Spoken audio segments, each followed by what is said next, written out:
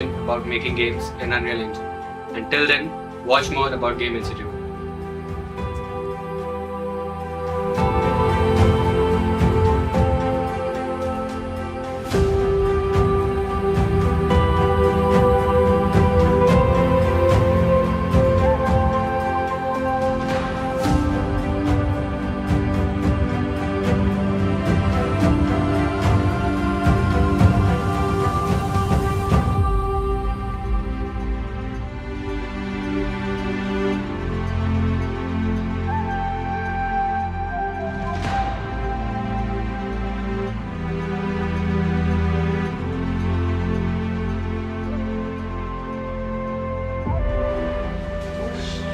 Just wait for a few minutes and I'll be right back.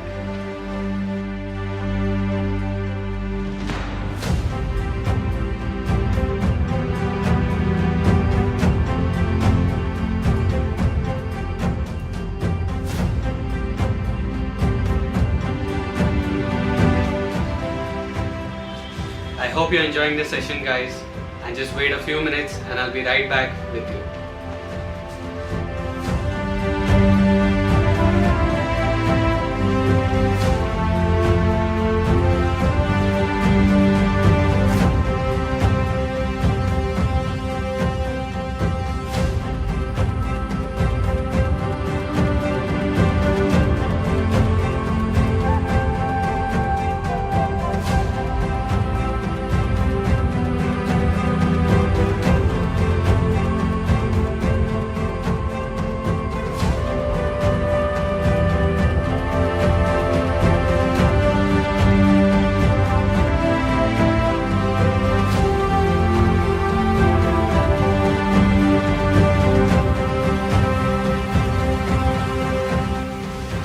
Thank you so much for waiting, guys, and I'll be there very soon.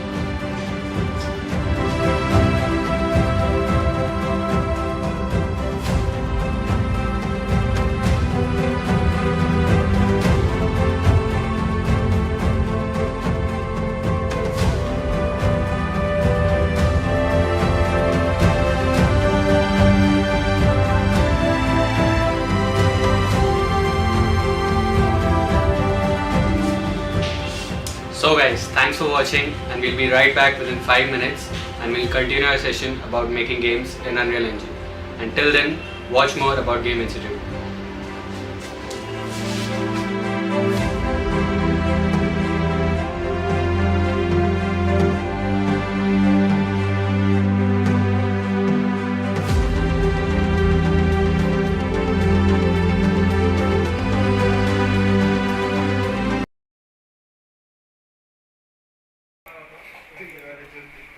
Okay, hello. We are back today with our 8th episode of Top Down Shooter जो हम लोग बना रहे live.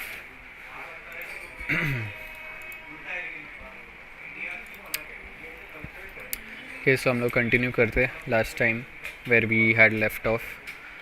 First will see कितना हम लोग ने बनाया, क्या अभी तक हम लोग का प्रोग्रेस है, what are the future plans, हम लोग के क्या क्या हम लोग को बनाना है गेम में. And then finally if I have like made some changes इसमें, तो वो भी मैं थोड़े बहुत बताता हूँ in terms of my planning कि गेम का मेन फ्लो वो सब कैसे जाने वाला है, तो क्या क्या mechanics we are going to make and stuff. तो अभी के लिए this is what we have made. And I was just testing last time के बाद ये जो शॉटगन का हम लोग ने ऑफसेट्स बनाया था, it was a little bit weird. So it works in terms of pellets, but it is still like not working properly. So I had made basically two points from my most leftmost and rightmost like kind of points जहाँ पर मुझे मेरे shotgun के pellets place करने थे. But problem is that ये जो pellets जा रहे हैं they are not spreading that much, but also the current जो shotgun का मेरे limits है वो थोड़े height wise जा रहे हैं rather than like left right. I don't want my pellets to go in randomly on a pitch angle. they have to be completely on the same level, only like left, right, center, whatever, but randomly, but nowhere like up down, because this is a top down shooter game. तो z axis पे मेरे bullets को change होके there is no point, I can't aim up, I can't aim down, I can only aim where my player is looking at. So wherever the player is looking straight ahead I want to shoot, and सिर्फ थोड़ा सा variation देना मेरे को bullets में.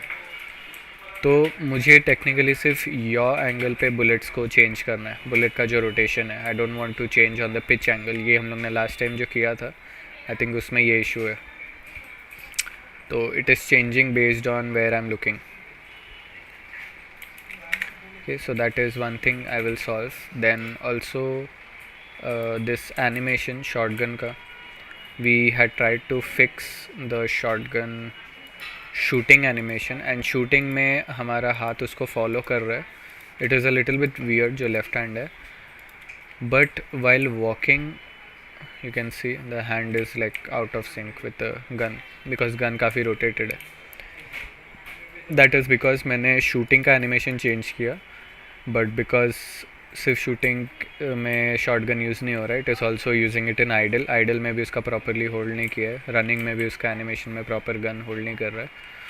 सो I just have to change animation back to where it was, and मैं अलग अलग सॉकेट्स लेता हूँ बस शॉर्ट गन एंड AR के लिए. तो ये उसका इशू था. And we'll also look at अभी AR हम लोग का कैसा लग रहा है इसमें, जिससे हम लोग ने एक्चुअली स्टार्ट किया था हम लोग का पूरा, which is current weapon set to AR. This was our AR. AR के अंदर there are no issues in terms of bullet trajectory or the collision hitbox checking. सब proper है I think, even the angle and everything. and हम लोग के जो character के animations है वो भी proper play हो रहे अपने गन के साथ. so AR में कुछ चेंजेस नहीं करना है फ़िलहाल. Only changes to be made are shotgun का जो ट्रेजेक्ट्री है उसमें, पैलेट्स के स्प्रेड में, एंड द एनिमेशन. ठीक है. सो जस्ट फॉर एग्जांपल अभी तक हम लोग का कितना हुआ है terms of AR. So like these are the enemies, goblins, and ये mini goblins it is spawning. It also has one issue that if now I only have one enemy remaining in my level, which is a leech, and if I kill this leech guy तो उसके mini goblins फिर भी level में रहेंगे, and my wave is completed but still there are enemies that can hurt me. तो that is something we should avoid. like either wave complete नहीं होना चाहिए because of these guys, or they should die when the leech dies, whoever spawned it. दोनों में से कोई एक option. तो वो मुझे करना पड़ेगा, वरना like wherever the player roams और ही इज़ लाइक गोइंग, में भी यहाँ पर हम लोग कुछ अपग्रेड के लिए शॉप बनाते हैं. तो when is going to upgrade और when is going to interact, ये लोग मुझे मार के they will lower my health and finally like I die. तो between waves the player should not die basically with these things. तो वो एक चीज़ है I have to solve. But other than that इनका एक और हिट डिटेक्शन का इशू है. अगर ये मैं एंगल पे जाता हूँ विच इज़ थोड़ा सा ऊपर है ये, तो I can't hit my enemies properly. If you see bullets are going over their head. अगर मैं अभी चीट्स ऑन करूँ तो they can't hit me, but the bullets are going over their head. So that is due to their height being lower than where my bullet is going. So उसके लिए क्या कर सकते हैं हम लोग, इनके अंदर एक कोलाइडर रख सकते हैं which we will scale up थोड़ा. सो थोड़ा सा लंबा कोलाइडर होगा, सो दैट रिगार्डलेस ऑफ हम लोग का हाइट कितना है, if we are on a mountain और if we are not, because we can't control a player to look up और डाउन. तो because this is a top down, हम लोग सिर्फ उसका एंगल ये कर सकते हैं कंट्रोल. सो हम लोग उनके कोलाइडर्स ही बड़ा कर देंगे. So as long as we are shooting in the same direction it should damage them regardless of अपना हाइट कितना है. तो दैट इज़ वन थिंग हम लोग कर सकते हैं solve in terms of just general mechanics. Then हम लोग आज थोड़ा अपग्रेड सिस्टम पे देखेंगे. If we have time will work on that. तो इसके regarding I have created like a basic game play description. हम लोग को क्या इस गेम में अचीव करना है एंड क्या ये गेम का मेरा आइडिया है. So right now what I'm thinking of is a roguelite, basically like a game where you keep dying again and again, but every time you die you have a chance to upgrade your character permanently. So permanently थोड़े stats upgrade होते हैं and every time you die you become a little stronger to play the same thing again, but next time you are stronger so it will be easier. तो वैसा एक roguelite I am creating but wave based, not like just a general एक story based नहीं है, it is wave based and player can start a level which will make them combat enemies through multiple waves. तो एक level होगा, जैसे for example this is one level and when they start a level, like यहाँ से एक level start करेंगे, they will grow through multiple waves, like it can be 10 waves 15 waves depending on the level. ये wave में may be होगा 10 waves. दूसरा एक level will create आगे जाके where the player can travel to, maybe it will have more waves 20 waves. एक level होगा जिसमें मे बी सिर्फ 5 वेव्स होंगे but they are more difficult waves. तो ऐसे टाइप का कुछ आइडिया है. Then the player can upgrade their weapons, abilities and stats in between waves that only last through the level. So between the level, for example if I kill 3 enemies right now, I have not made that level system, but एक बार मैं interact करता हूँ. Suppose the level has started and now this is my first wave. So when I've completed the first wave, suppose ये मैंने इन तीनों को मार दिया, my wave is completed. My level is still on, but my wave is completed. तो between this wave and before starting the next wave, I can upgrade my stats by going to the shop. Like यहाँ पर maybe I can keep a shop or some other workbench जहाँ पर I can upgrade the weapon that I have, या मेरी ability है grenade की ability, और मेरा प्लेयर का मैं हेल्थ इंक्रीज़ कर सकता हूँ, या मैं डैमेज इंक्रीज़ कर सकता हूँ मेरे बुलेट्स का, और something like that. So that will happen between waves, player can do that. But जो अपग्रेड्स होंगे वो time they will only last throughout the level. So वो सिर्फ मुझे करंट लेवल में हेल्प करेंगे. After the level is over the upgrades will go away basically. But they can permanently upgrade their stuff between levels like a roguelite. So after a level is completed, जब उन्होंने पूरा level complete किया है, and level complete करना मतलब they defeat all the waves and they defeat, maybe if after the waves there is a boss battle, तो boss battle defeat करने के बाद they have completed the level, तो then they can upgrade, permanent upgrades उनको मिलेंगे. Either that or when they die they will get maybe some certain amount of currency और something जिससे वो लोग अपग्रेड कर सकते हैं थोड़ा बहुत. So that each time that you die you get stronger. तुम लोग ऐसा नहीं कि तुम लोग सिर्फ मरते ही जा रहे हो and the only challenge is to complete और टू कंप्लीट द चैलेंज. ऐसा नहीं है. Each time you die you get some things in return which will make the next try easier, and then your player will get more buffed basically, so that you complete this level easily, but then when you go to the next level maybe that one is harder than this. तो जो upgrades तुम लोग ने यहाँ पर किए वो तुम लोगों को काम आएंगे नेक्स्ट लेवल में. Then player can have multiple weapon choices, they can only hold one at a time. For example currently we have an option of an AR or a shotgun. It can switch between the weapons between a level. So level के बीच में हम लोग switch कर सकते हैं but waves के बीच में नहीं कर सकते. You can upgrade the weapon stats in between a wave or in between a level. So suppose we are going through a wave, we completed a wave and now I want to upgrade my weapon. maybe मुझे weapon का fire rate थोड़ा कम करना है या उसका damage ज़्यादा करना है या समथिंग लाइक दैट, तो I can upgrade that. Then player has multiple ability choices, so we'll have more than one ability. Currently we have like a grenade ability where the player can throw a grenade and it resets after a timer. Then they can hold one at a time. Of course एक ही ability अभी फ़िलहाल I've thought of. Can upgrade weapon stats and can switch between weapons between a level. ये तो दोनों वही same है. Between level you can switch your abilities, your weapons, you can upgrade and stuff. Player has to collect a currency which will help them to upgrade stuff in between waves and levels. एक currency रखेंगे which maybe a player will collect after defeating enemies or after defeating a wave, ऐसा कुछ. And there will be like a hub or workbench where player can use to start a new wave. like यहाँ पर जैसे हम लोग इस पे आके interact करते हैं, we can start a new wave. And एक और maybe अलग से we can keep a shop or something or a upgrade workbench जहाँ पर you can upgrade stuff. Where you go, shop है जैसे you can see shop can be used to upgrade and equip stats. Then you have combat. Combat कैसे होएगा, वही जो हम लोग ने देखा है. They can use a combination of weapon and abilities to kill enemies spawning in a wave. Enemies will spawn one at a time. एक एक करके enemies spawn हो रहे हैं with a time interval every 0.5 seconds or every 1 second an enemy will spawn.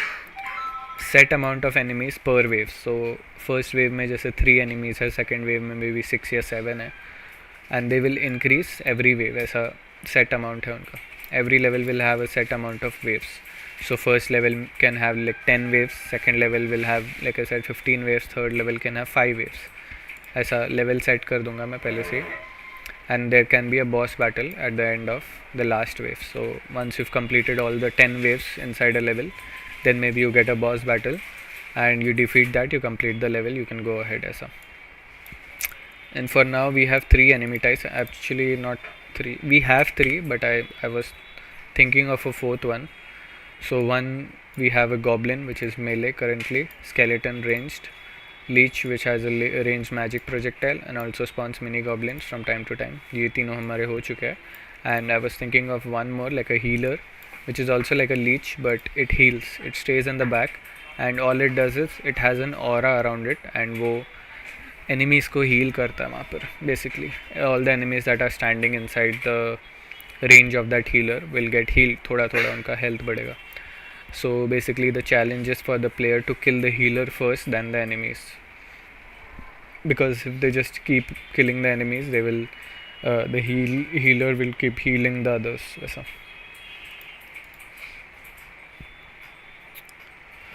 So yeah, that is all अभी तक जो मैंने decide किया है. अभी this is not the very detailed one, this is just an overview. अभी detailed wise जैसा हम लोग को शॉटगन की जो चीज़ें वो सब फिक्स करनी है. I also have a to do list जो मुझे करना है, बट फिलहाल the things we know is we want to fix the shotgun first.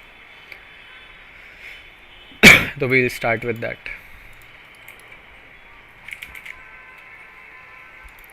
So right now the line trace that is spawning is this one.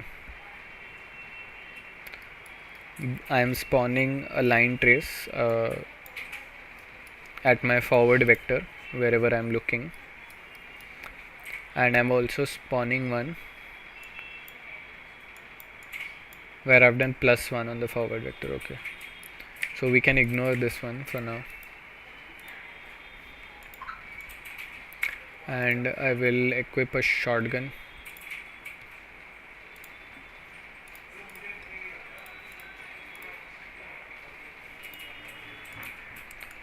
And इसमें हम लोग देख सकते हैं कैसे हमारे बुलेट्स जा रहे हैं.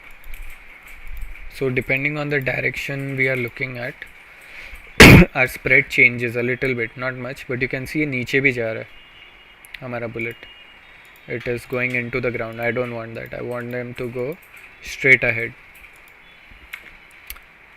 So we will look at where we are doing that, which is here.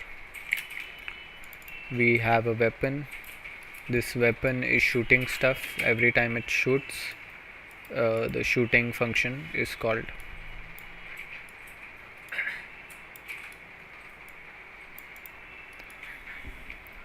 Okay, this is the basic when you're shooting, you spawn the emitter and stuff and you play the shooting animation and a retriggerable delay for the fire rate. So we have our shotgun, and shotgun ke andar this was the thing we were doing last time. So I think what I need to do right now is we won't use the random unit vector cone one. We will take our rotation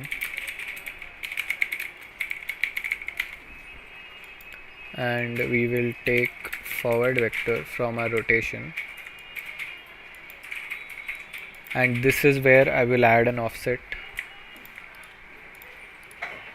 before applying the Z. I don't need the pitch or roll, actually only the yaw technically, but before giving it the yaw I will add a random spread. This value will be like 0.1 or 0.2 or whatever. So I will get random float in range from like -5 to 5. Let's see. Okay, I will spawn 4 bullets, and I will also spawn the line trace for that. And this forward vector, we will multiply it with 500 and add it to our actor location.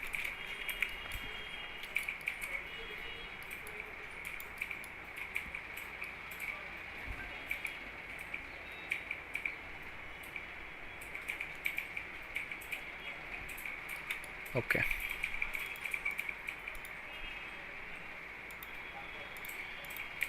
Yeah, this is much better.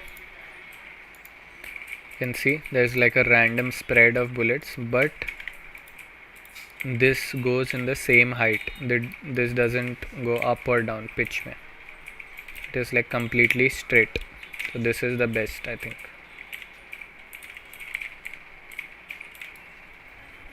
Okay.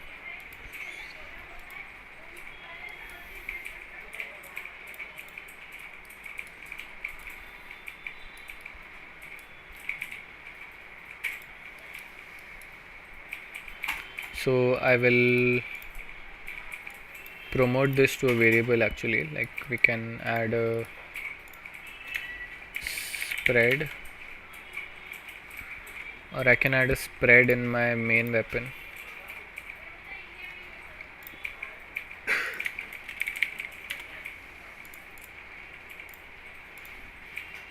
As a float, and inside the shotgun I will take the spread from my base class, and I will give it the value of, let's say, 10 for now, and whatever the value is we multiply it by -1. That is basically a spread of -10 to 10, which is like 20 units, so 20 degrees, sorry. So now our shotgun is shooting pellets with a 20-degree angle. So if I want to shoot bullets between a 90-degree angle, this is basically the half angle for that. I can add 45. Now it will shoot bullets in a 90-degree angle. And if I turn the line trace off, yeah, that's it. So we can see the bullets. Here you can see this is our shotgun. So this may be a lot of spread. I think I can reduce the spread for now a little bit, take it a little easier on the player. So the spread, maybe we can add this as a stat that the player can upgrade throughout the game. Are you gonna put procedural animation for rotation of the player? No, I'm not thinking of adding a procedural animation.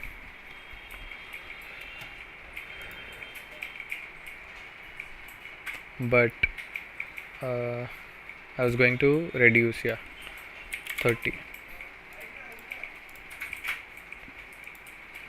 Yeah, so this is like a spread, not bad, like a 60-degree angle.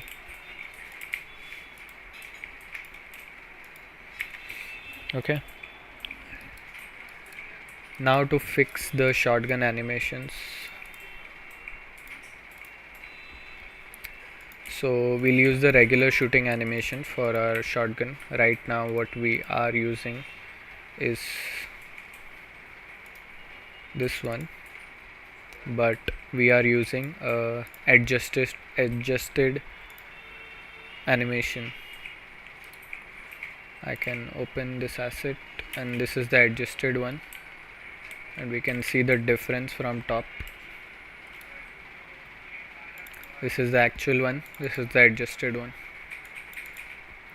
I've just adjusted my hand to come and attach to the weapon.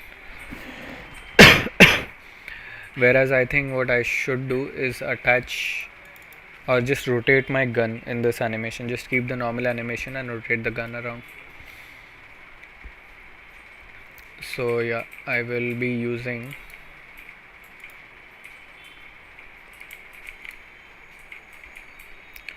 I have different sockets for both, so I'll use the shotgun socket. Let me preview the fire medium animation, and I can add a rotation to this socket. Now I know you may be thinking that the shotgun is like too rotated towards the left, but I realized that it's not too rotated, because if you notice where the character's eyes are looking, it's looking like straight where the shotgun is also aiming.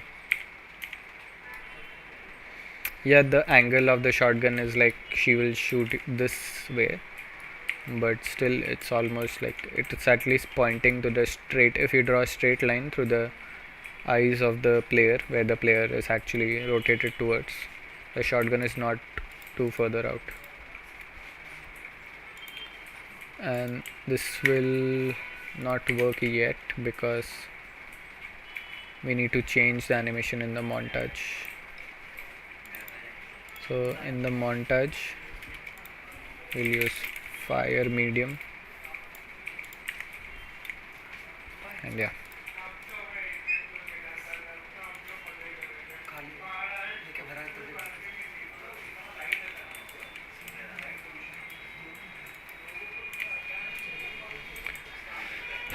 so we can see the hands are properly attached to my shotgun right now, and also shooting के time भी it's properly attached.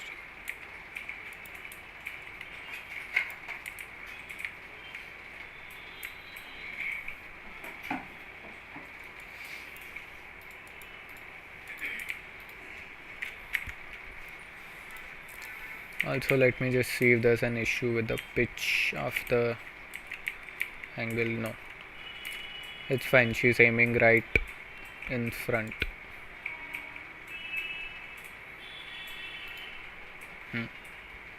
All good.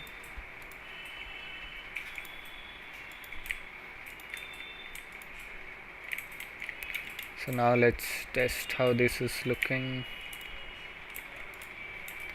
120. So if the player is close enough, it can one shot the enemy. Of course, that is what the shotgun is for.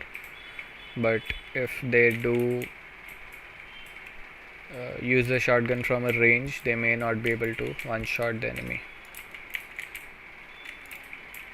Right now the spread is, I think it can be a bit more generous than it already is.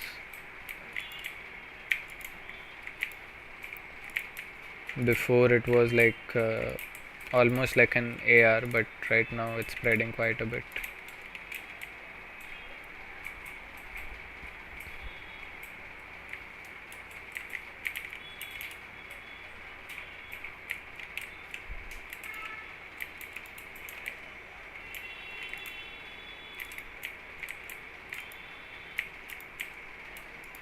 And I can also test the furthest distance where I can shoot the enemies from, and yeah, it's not too bad.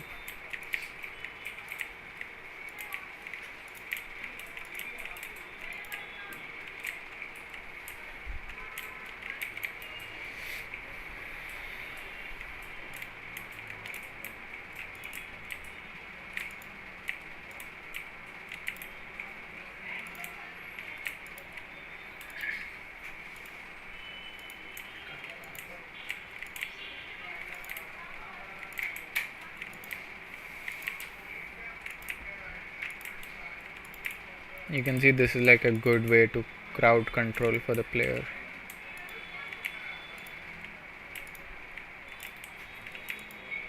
They can just roam around and keep shooting, and all they need to worry about is the projectiles. So they can't just stand still. If they stand still, of course they can't. You need to keep moving.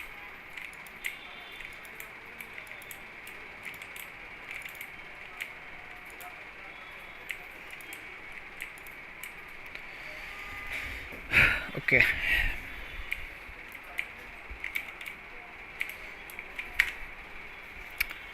So yeah, that is that. Now to maybe like add a menu for the player to switch between the weapons. Right now we don't have a way to switch between weapons.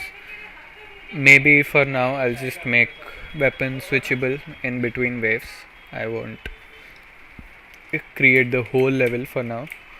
I'll work on the basic part, which is like maybe the enemy is dropping some currency or whatever the item is that the player has to collect to upgrade stuff, and maybe like a lot of our part working will go into the UI, which is currently almost zero because we have not made any UI for upgrading, for switching weapons, for like starting a way, for completing a level, for traveling in between levels and whatnot.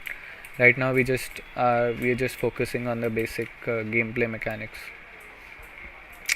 So yeah, that is one thing that we need to work on.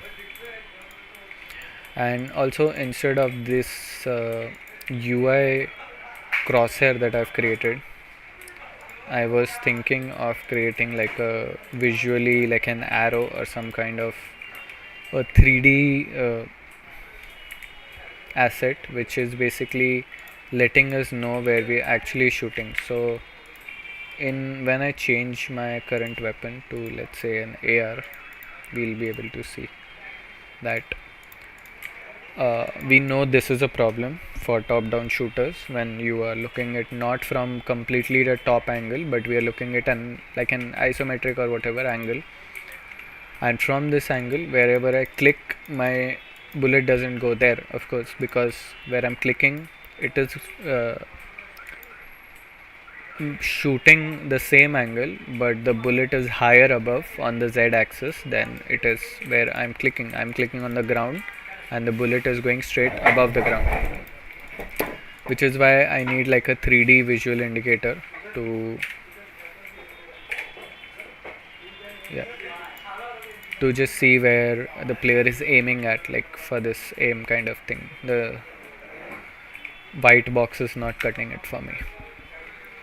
So what I will do is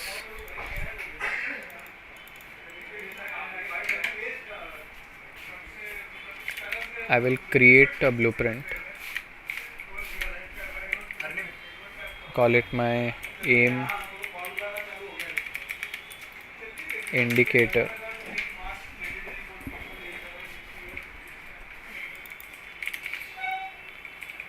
and inside our aim indicator I will like I can create any kind of thing, but I'll use a cone to create a arrow. And how do you use a cone to create an arrow? You just squeeze it. 0, 90, 0, minus 90. Let me just check where the forward is using arrow. Okay, that is the forward. And now we can squeeze this cone like this.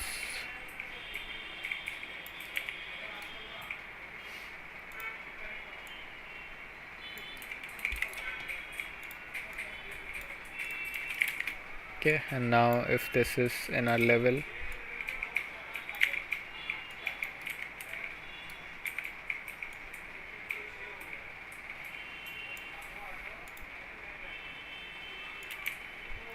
this is kind of how it will look. If the player is aiming here, it will look there, but maybe a little bit smaller, but kind of like this, a 3D which is in the air, same height as our bullet. So to do that, I will spawn this class, this aim indicator class I will spawn here, but this aim indicator class will follow my mouse, of course, but because it is following our mouse, I want this thing to be on a height or where my bullet will spawn, this cone. So I can give it an offset inside here. This cone I can make it go up. So now we can see it will look like this. So our aim indicator will follow the ground and move on the ground, but the cone will be in the air where I will shoot the actual bullet. What is more powerful, C++ or blueprints? They will need to have a 1v1 in Valorant and we can see, but no, they're both equally powerful, I would say. They both have their advantages and disadvantages, and a lot of them actually, but Unreal is technically built to use uh, as blueprints and not like only C++, because if you're only using C++ on Unreal, you will struggle quite a bit because of the way they have created this engine. So you have to use basically a mix of both, and as long as you're using both to their advantages, of course you will have a good time. If you're using both and you're just using their disadvantages, so you'll have of course a very hard time. So neither of them is more powerful than the other, it's just about finding the right balance, I would say. Now I will spawn this and I will make it move with my mouse. Okay, so I can do it here where I already have where my mouse is rotated, which is here. I am setting my actor rotation according to where I am hitting on the ground. This is where I am hitting, so I can just spawn it here, I guess. Spawn actor from class aim indicator.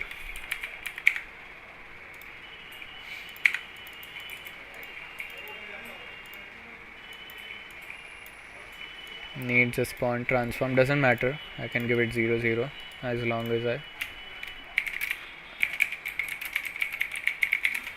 store it, and then I will anyway update it here. So aim indicator, set actor location and rotation.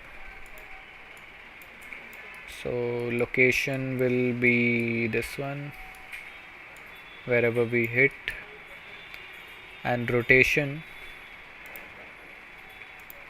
I'll keep it 0 for now, let's see. And yeah, it's moving alright, but it is overlapping or colliding with my player, so this cone should have no collision, no overlap events, nothing, and it's quite a good size, so I'll scale it down.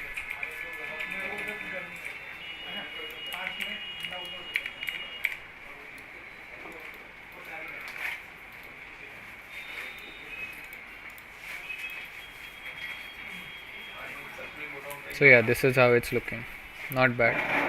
Now I need to angle it. It needs to have the same angle as where my character is looking. If it has the same angle, so its forward will align with this, of course. So for the angle we will find rotation. Start will be our main actor location, and this one I think, or I can just give it the rotation of my actor, that also works I think. But yeah, this is how it's looking, and it is also changing the Z.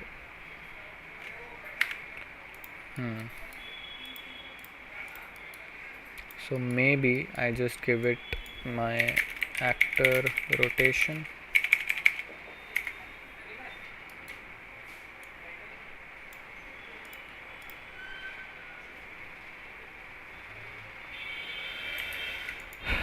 Yeah, this works.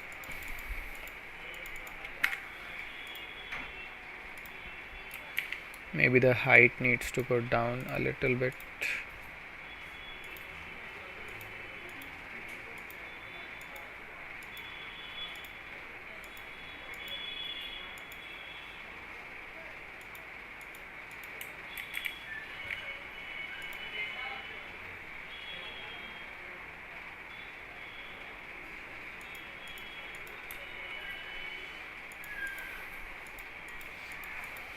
It goes above the things that I can overlap with,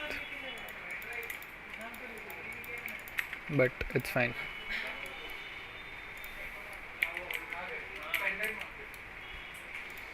Make it a little bit smaller, like 0.35, 0.35.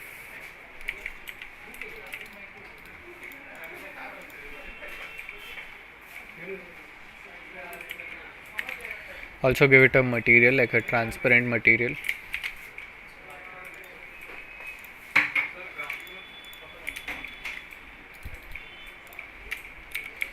Aim indicator. It will just be a simple, maybe like a yellow color.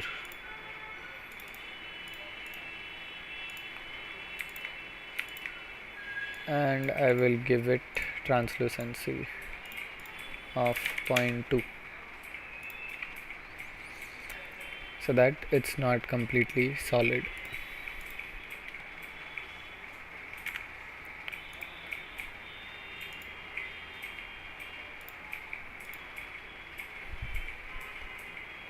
Yeah, this is our aim. Now I just need to get rid of my white box, which is spawning in my widgets. Oh yeah, it's this one, this crosshair. So I think I'm spawning it in my game mode.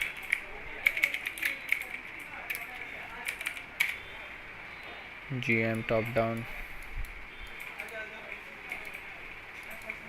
Yeah, I'm spawning this crosshair.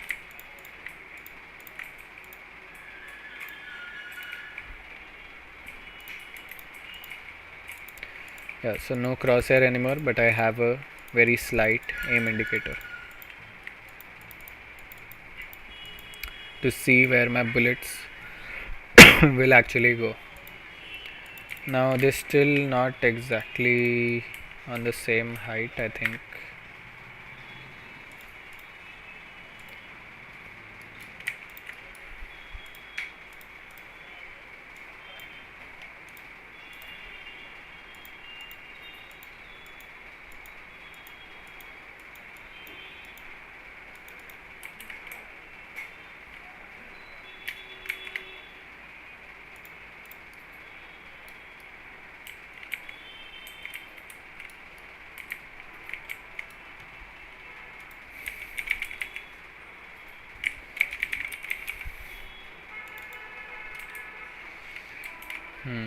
Because it keeps following my mouse. It will go to like 000 when my mouse goes out of viewport to pause the game. Is there a button to pause the game?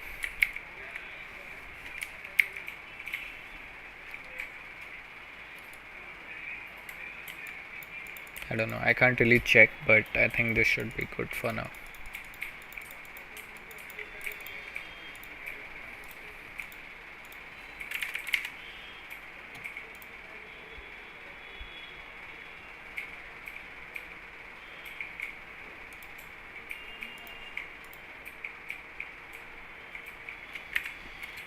Okay, I can add some emissiveness for the edges, or I can maybe add a Fresnel.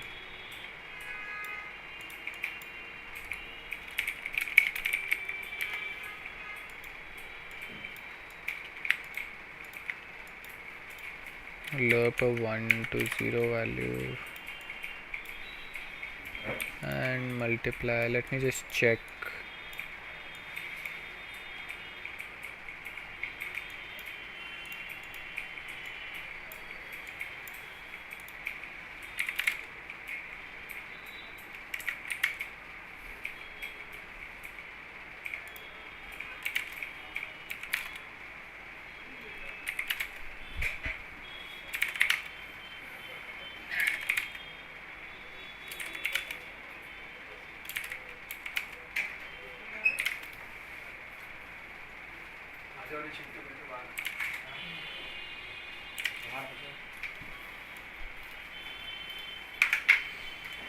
Okay, this gives me just a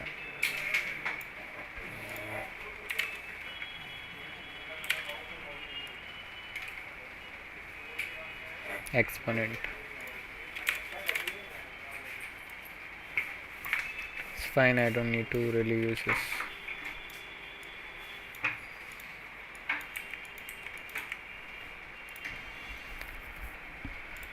Okay, now also I just remembered the leech AI. Oh, leech has its capsule visible in game.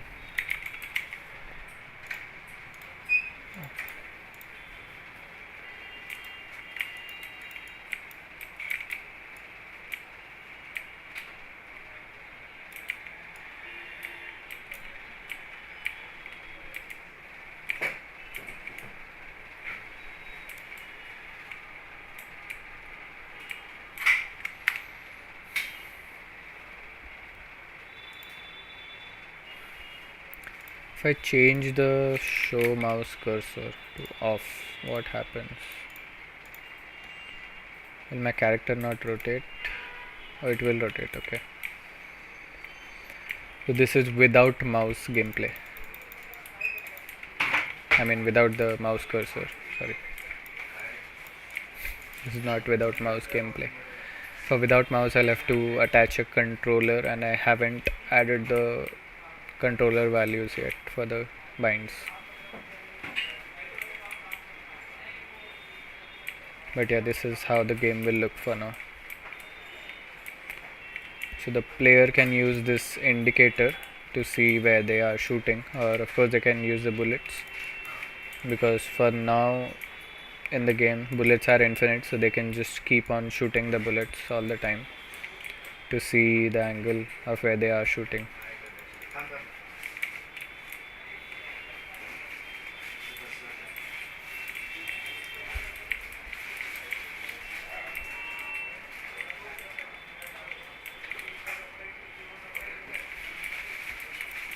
Okay,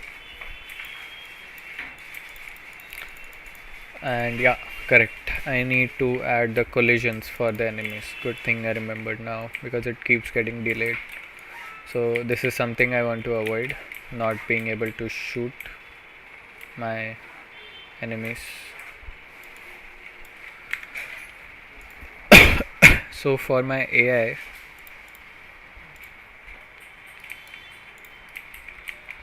this is the AI, I will add a huge box or a capsule. I'll add a box.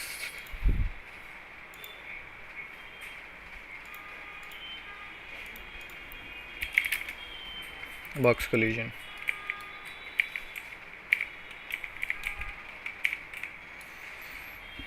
And I can't use the same capsule to, like, I can't just scale the capsule up, because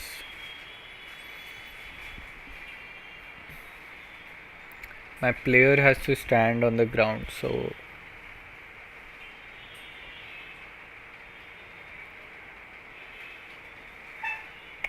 actually maybe I can scale the capsule up. Maybe I can just use the capsule, increase the half height, and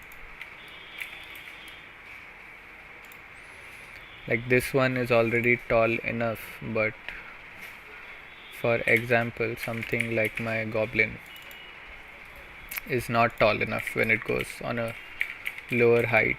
So I can increase the half height of all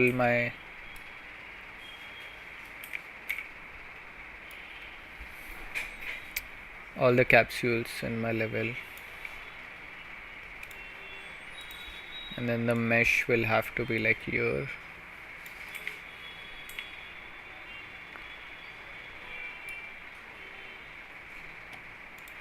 The only issue is the pivot still stays in the center, so when they will spawn like this. So they'll spawn like this and they will try to adjust the location and it will spawn like this, which is why I don't think changing the capsule is a good idea. Okay, I will just add a box collision. This will be my actual hitbox, I will call it.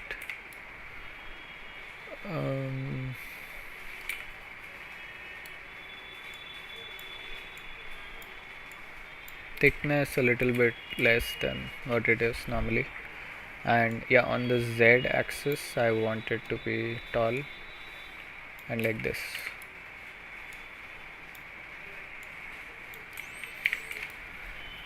And all this will do is detect bullets and stuff. Hello Neil is the best 25. What's up? So I'll keep it heighted as much as the legs. It doesn't matter, like it can be here as long as my bullet hits. That is all that matters, and this is for the bullet. So what the capsule of the AI was doing is object type was enemy, and we had it overlapping with bullets.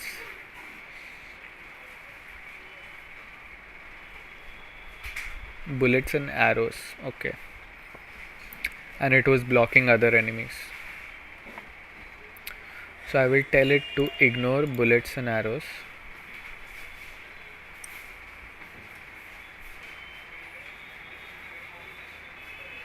Okay, and this will also be of type enemy, but it will overlap with bullets and arrows. And I'm thinking if there's anything else that it should overlap with, not block but overlap. This is not for blocking, this is just for overlap purposes. I don't think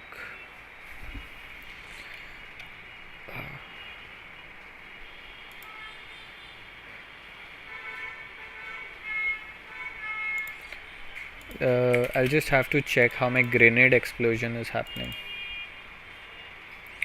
Where's my grenade? So grenade is applying radial damage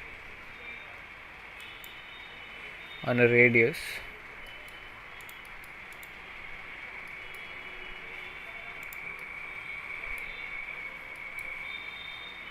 To basically all the actors that it can apply radial damage. Okay. Yeah, so grenade thing doesn't matter with collisions.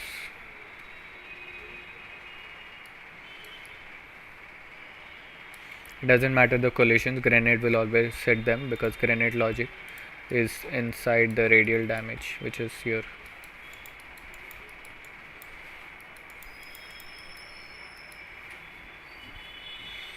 Okay, cool.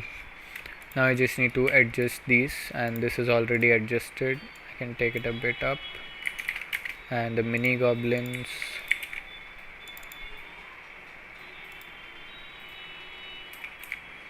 also looking nice. Leech looking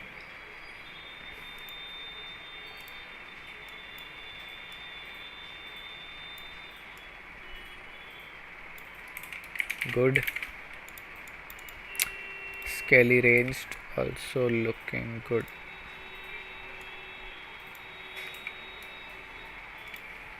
Okay, and all of these have their hitbox set to overlap with bullet and arrow, and I hope everything works. Wow, looks scary. Yes, it is a bit scary, and it's not taking double damage, so that's a good sign. Let me see if from this height I can, yeah, I can damage it. Good, nice, very nice, very nice. Everything is working. And let's see if the shotgun is shotgunning. and I will try to lure them here so that I can test my height and I can damage them. The mini goblins also I can damage them. Oh wait, I need cheats. I enabled cheats just to test, and yeah, I am able to damage. Yes, looking nice.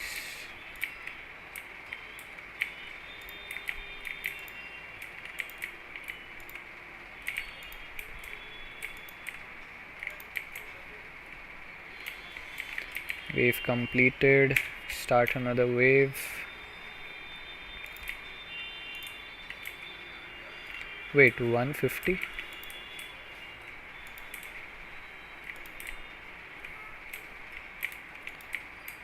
$150, 280. Are they taking double damage? 120.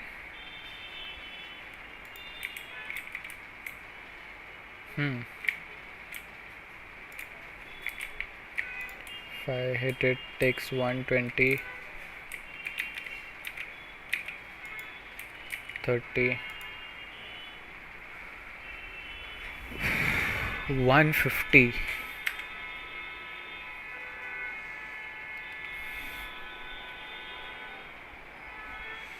Is it because of the amount of pellets I have? I'll have to check once.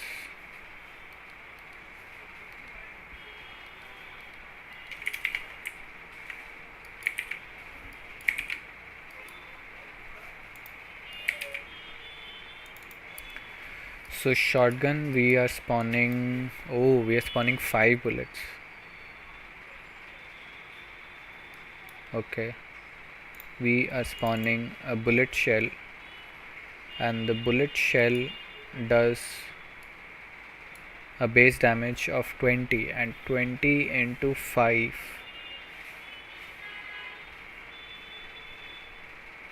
20 into 5 is 100. Then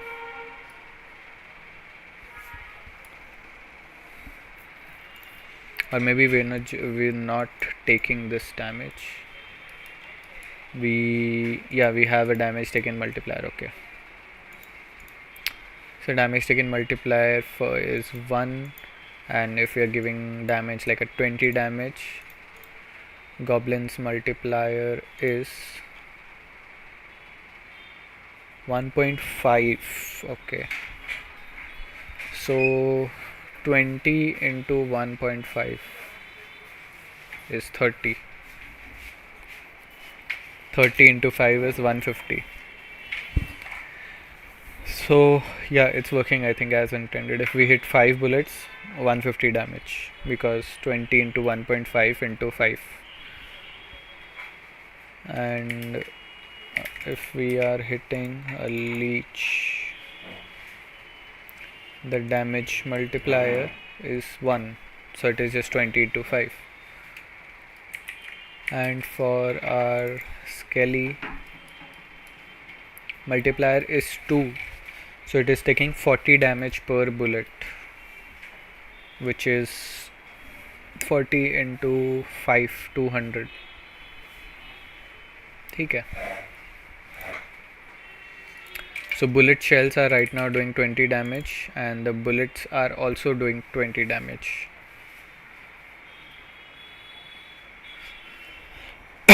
So maybe the shells should do less damage because there are many shells.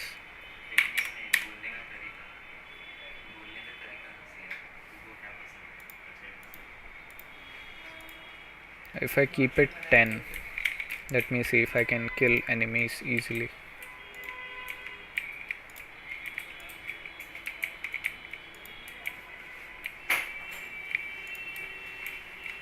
40.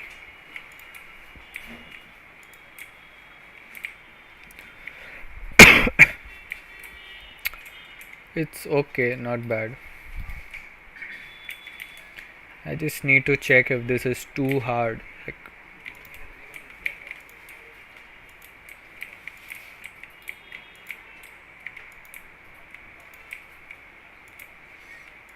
Or maybe it's just the spread of my bullets too much.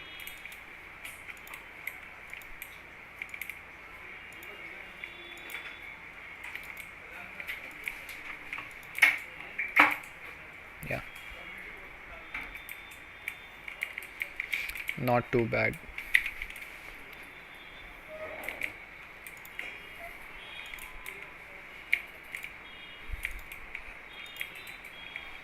One 80, 150, 40.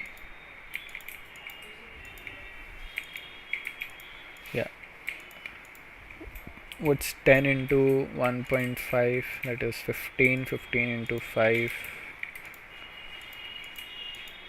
Okay. Yeah, I think it should work. Yeah, okay. Cool. Now we need a way to change the weapons for the player. And also a way to upgrade stuff. Okay. I'll take a break first and then we'll continue with that. And also I'll try to add like a what I want, the reason for not making this hole a circle, why I left this gap here, is because I want the player to come here. They should be able to come here, start the level. Once the level is started, we will like maybe spawn a bridge here or like a fence which closes the gate, like a door which shuts off. Once it's shut off, because of course the level is started, you can't go out of this arena. It's not an open world where you just come, you start the wave and you can roam around. No, once you start the wave you are stuck inside this circle. So I'll create a door for that to close the door as soon as the wave starts, and we can also then try and create a UI to upgrade our weapons and stuff. Okay, yeah, so I'll be back after a short break.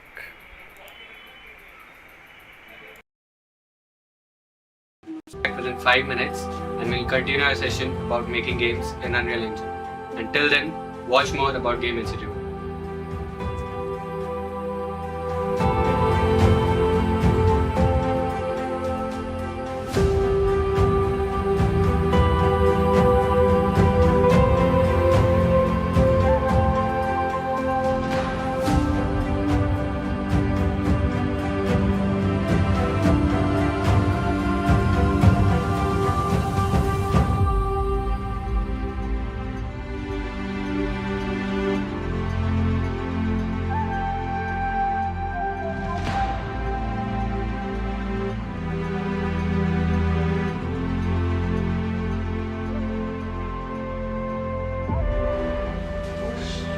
Just wait for a few minutes and I'll be right back.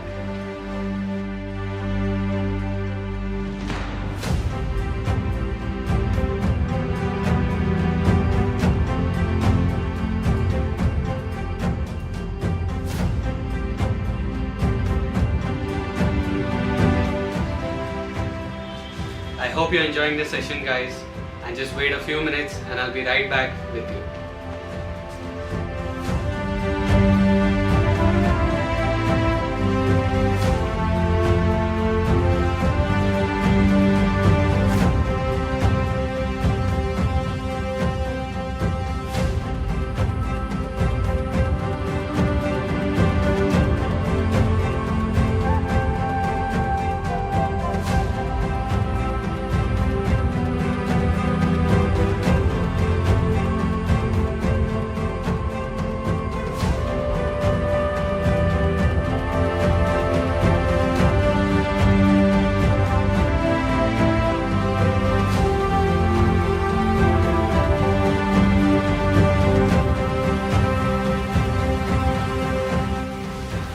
Thank you so much for waiting, guys, and I'll be there very soon.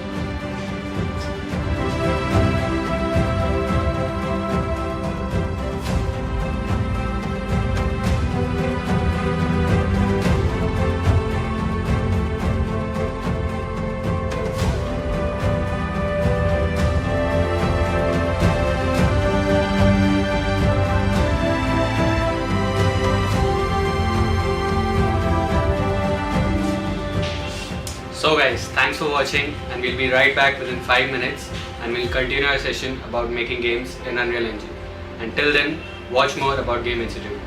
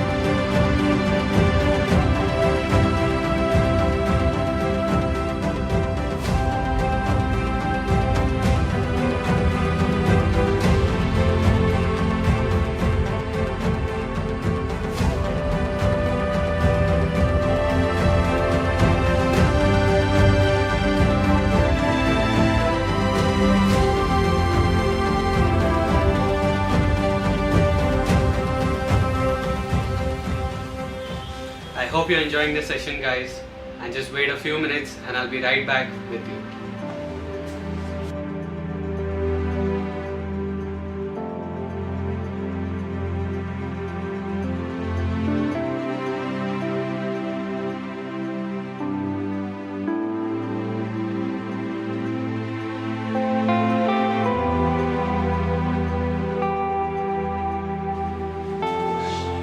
Just wait for a few minutes and I'll be right back.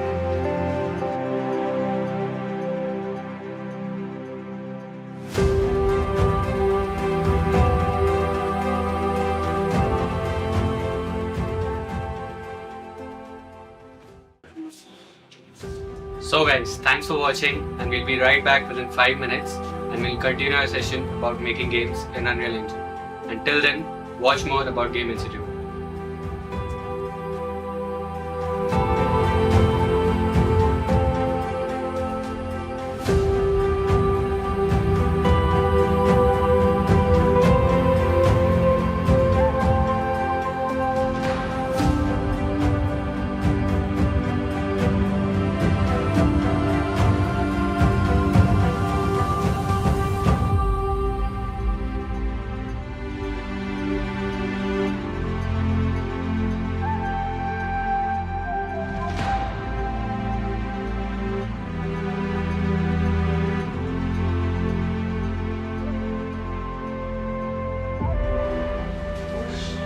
Just wait for a few minutes and I'll be right back.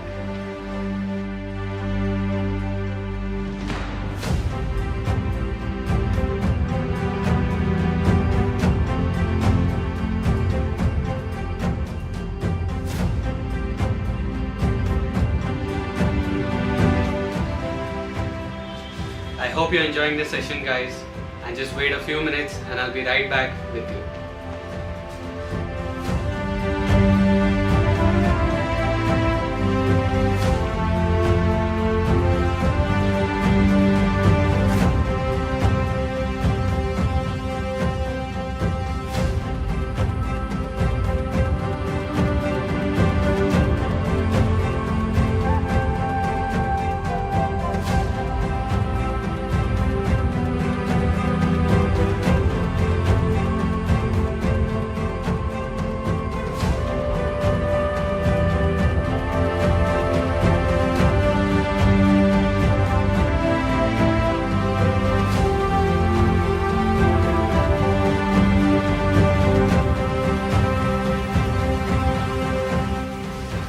Thank you so much for waiting, guys, and I'll be there very soon.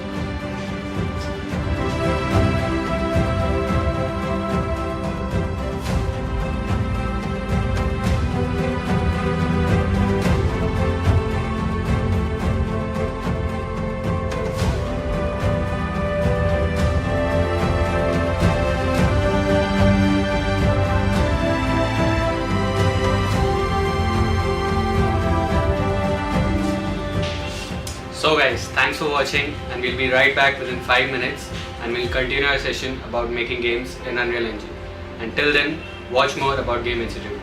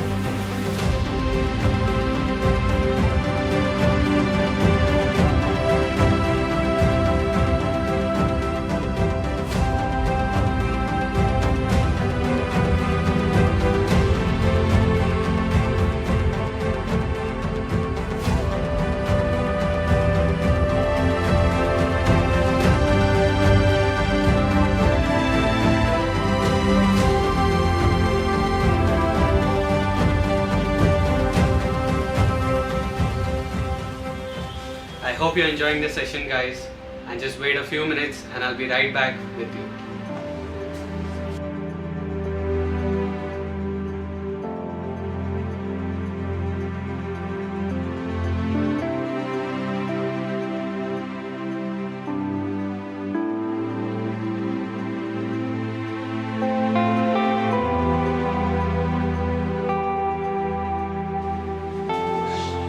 Just wait for a few minutes and I'll be right back.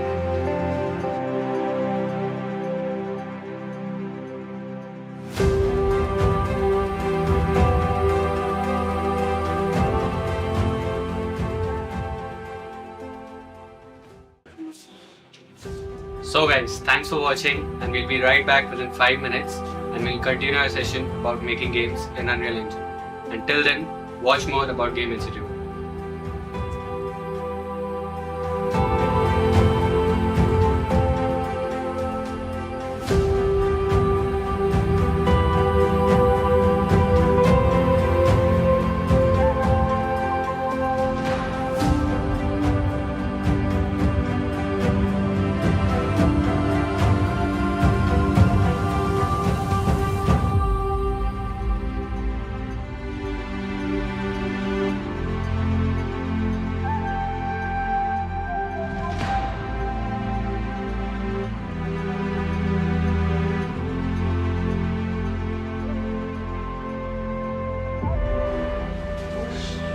Just wait for a few minutes and I'll be right back.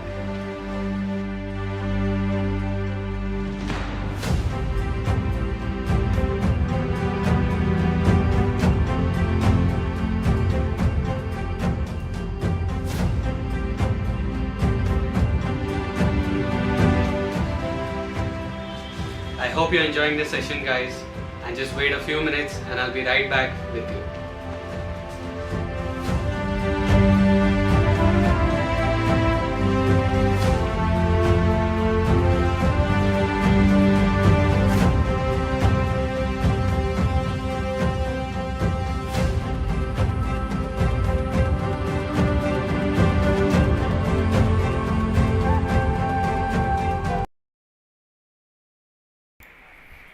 Okay, we are back.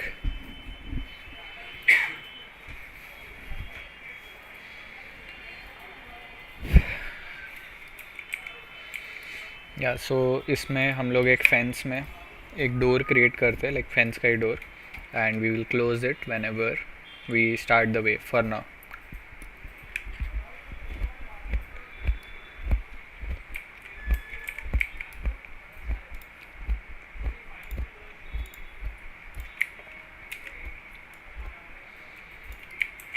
सो ऐसे का spline लेके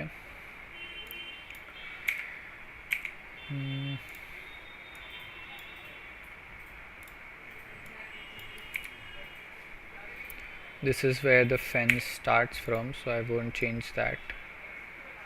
I will keep it like this, try to make like a door here.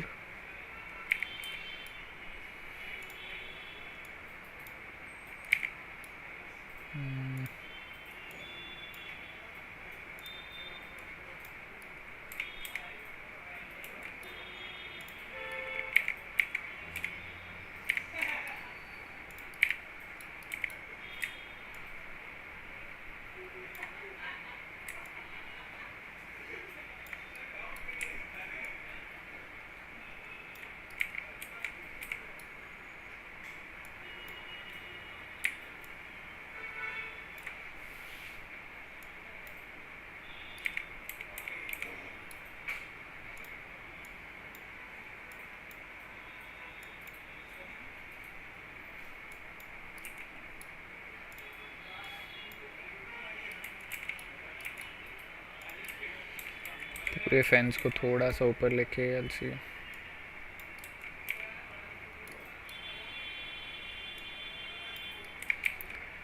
And इनके बीच में थोड़ा ज़्यादा gap होना चाहिए in my opinion. Will get rid of this guy for now.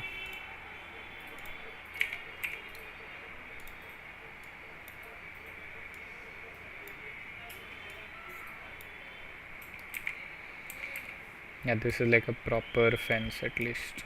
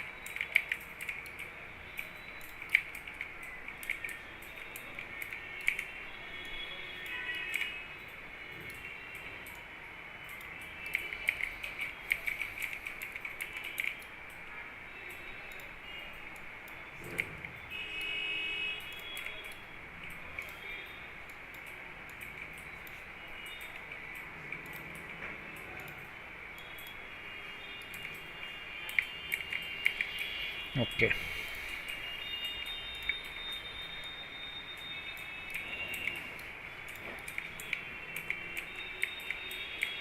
so this is my fence door.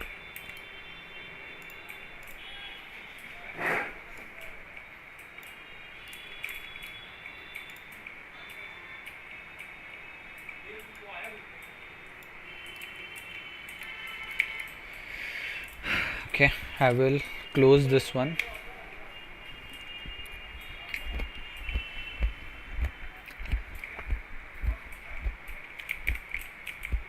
Make a level sequence for this.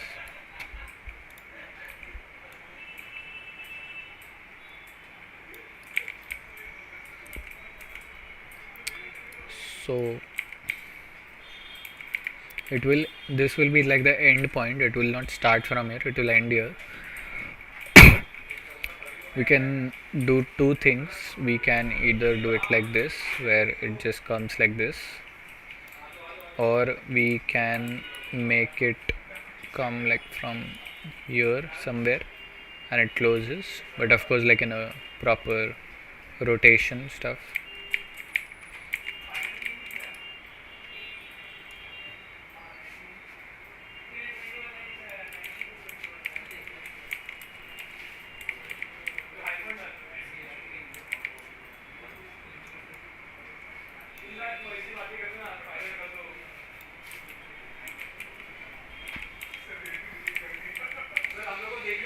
ठीक है, so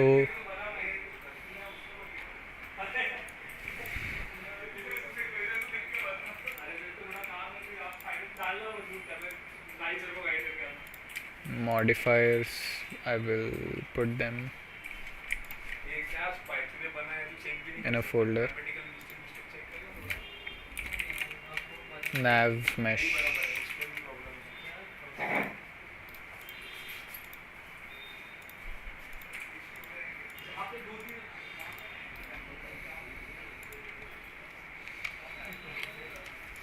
I will create sequences.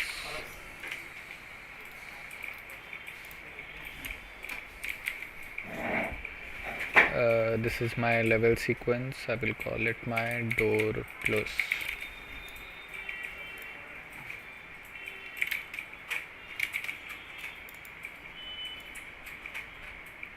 What this will do is track this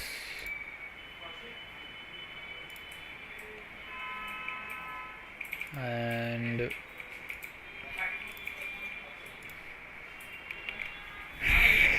5 seconds is okay. I think I'll do a 3 or 3.5 second clip, not too long. And I will add a transform. I can move it via spline. I will just move it from a transform for now. And I will add a keyframe to the end.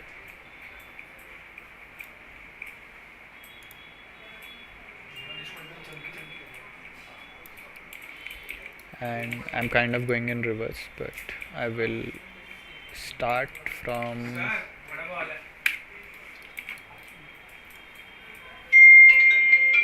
like here,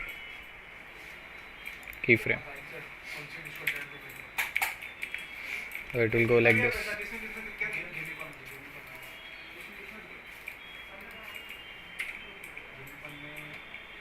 Okay, not bad. This is my sequence.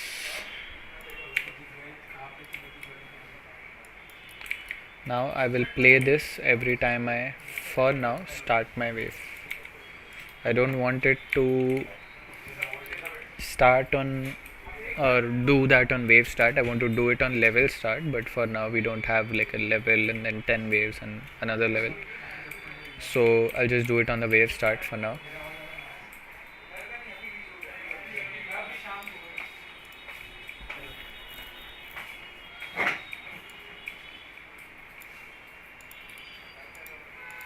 Also this section I will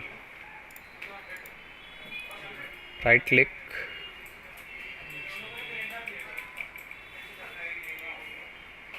I will do keep state.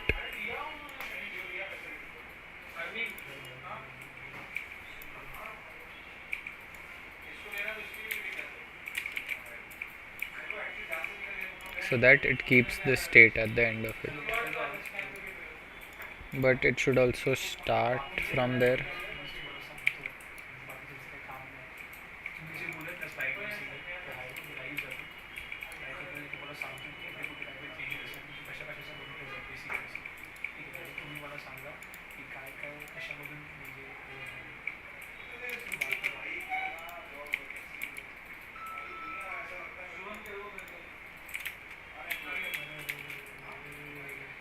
I'll turn off the sequencer. Let me paste this.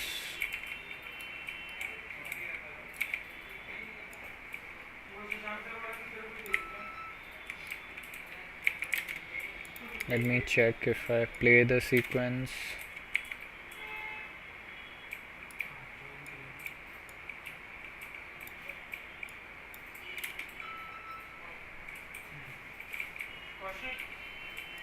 Okay.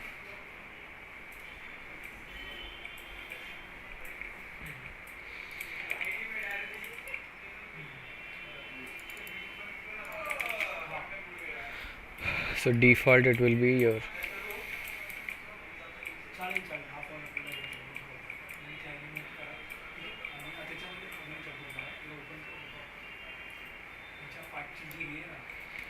cool.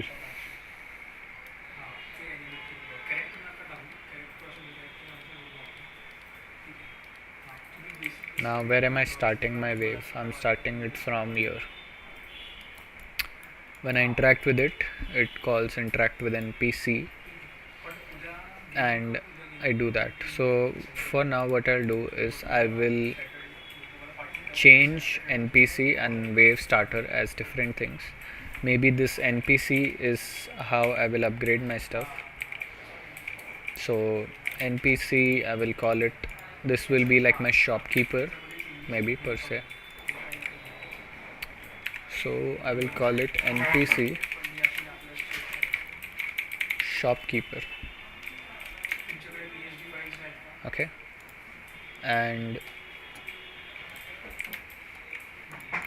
there will be another NPC, but I will call it wave starter. That is where I will go to start waves, but it will not be a person. We'll go back to our statue that we were using before, wave starter, instead of a skeletal mesh. You can use a base class for NPCs,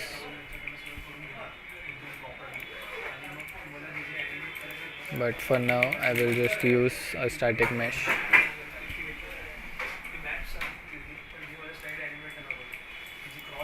And use a statue, ये वाला.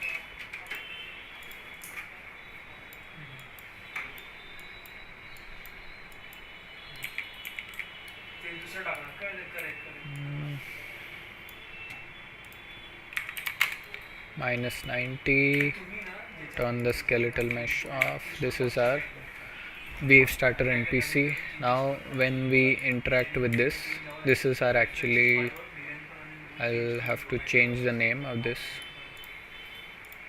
This is interacted with wave starter,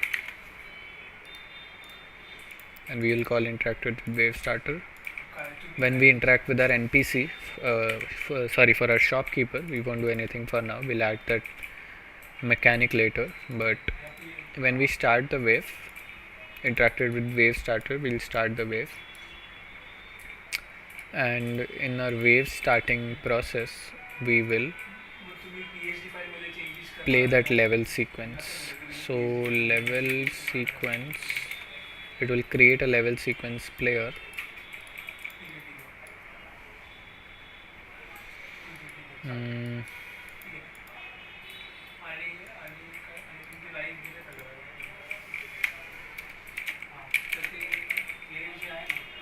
Door sequence,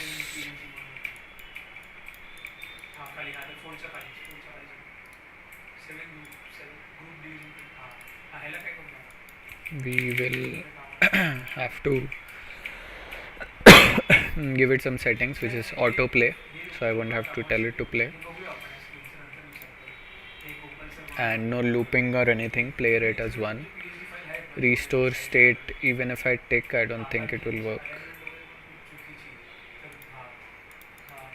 but we'll save this as a door sequence, and when the wave ends we want to call this one, but we will now play it reversed.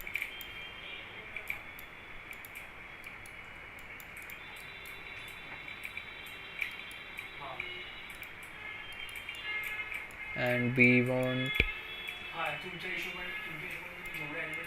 okay, we'll create it every time. If we create it every time we also need to delete it, but let's see. So if I go here, I press E, my wave starts and my door closes. So now I can play my game, kill some enemies, and then this door opens again for me to cross. I can start the wave again and then I won't be able to go through. Okay.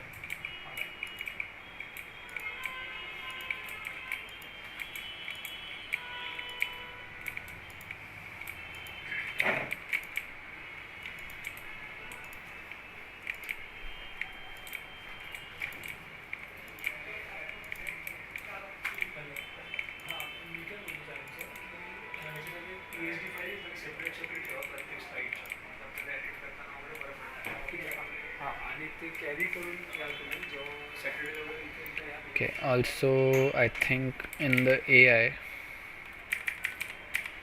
I need to turn off the collision for this after they have died. I think it's still working. So on death, this is the death.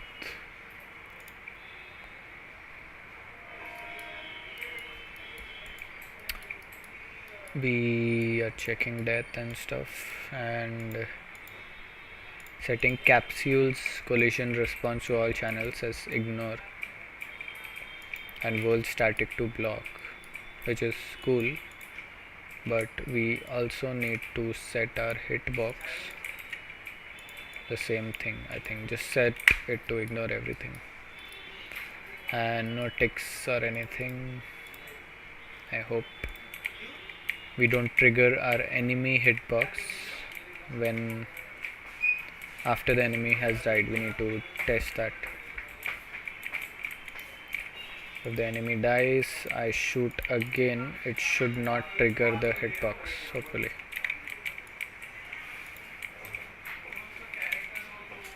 I'll need to test it also for the mini goblins. I think they were the ones causing the problem,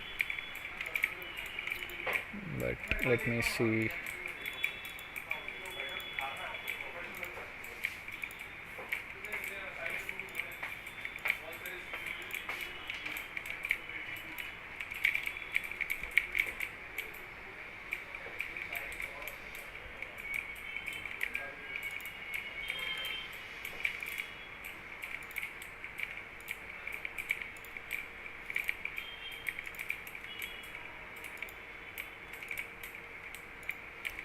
So these mini goblins, once I kill them,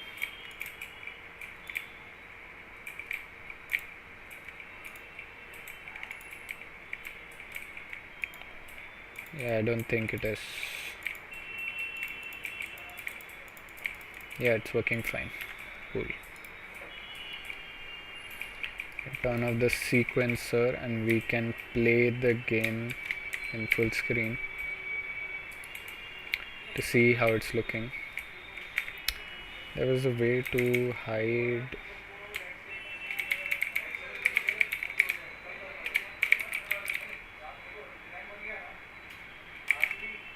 Is it clear?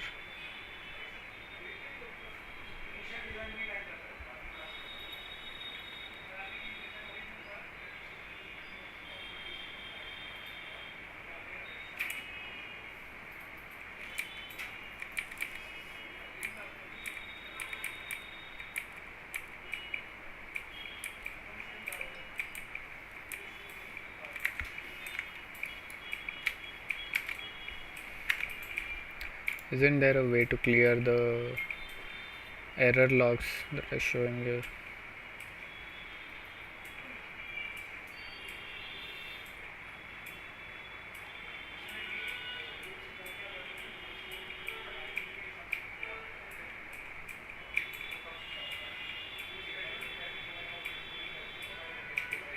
Gameplay debug, on-screen debug.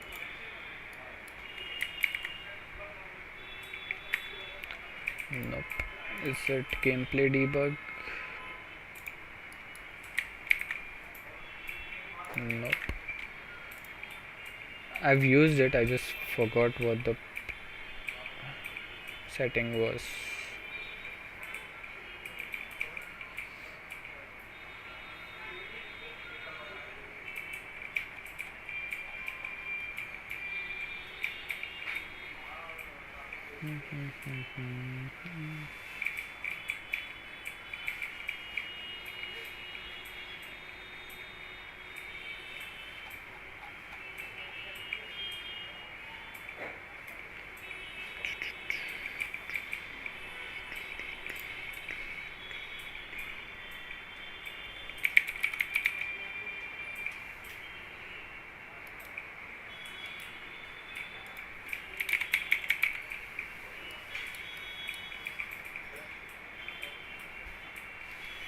I can't remember for now.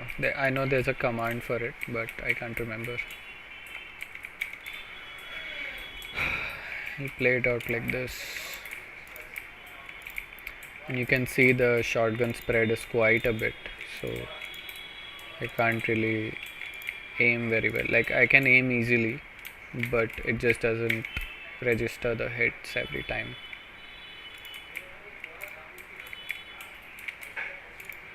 Also, yeah, the HUD bug I need to solve. Maybe I'll solve it later, like off stream. Because I realize all my episodes have just been solving so many bugs that I'm not able to create new stuff. And also this.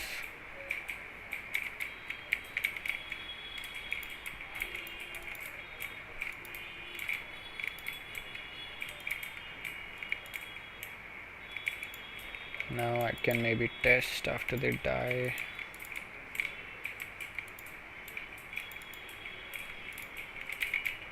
Can use a grenade. Oh, yeah, float values, I forgot. And there's still a hello print going on and max amount of enemy reached print strings kind of just popping up. So I can search for a print. Printing here in my HP bar. Also printing max enemies reached, that is probably happening here.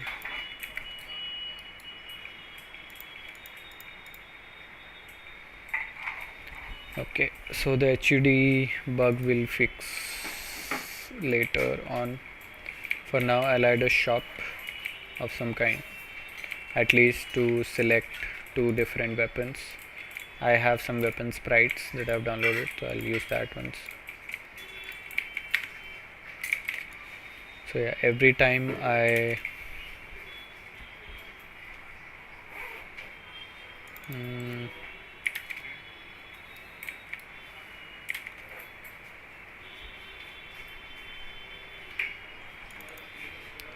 widgets,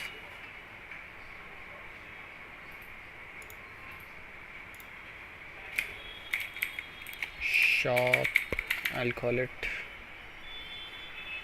Okay, in the shop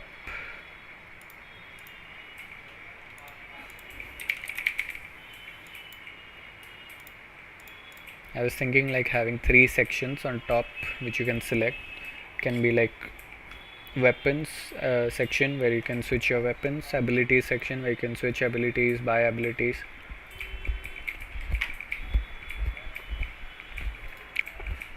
Yeah.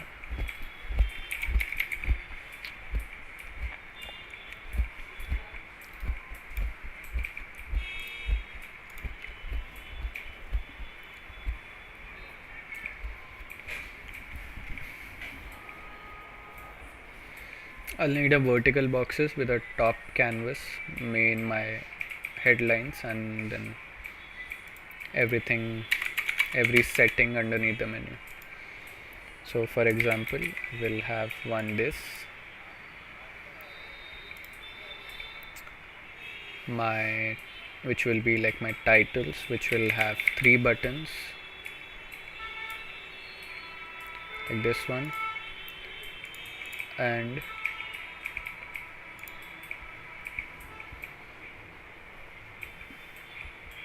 I'll add for now a canvas underneath it.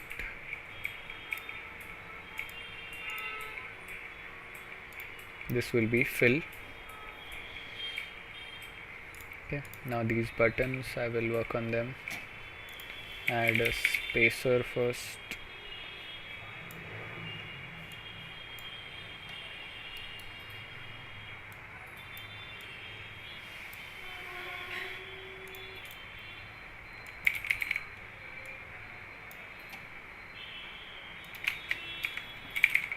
Equipment,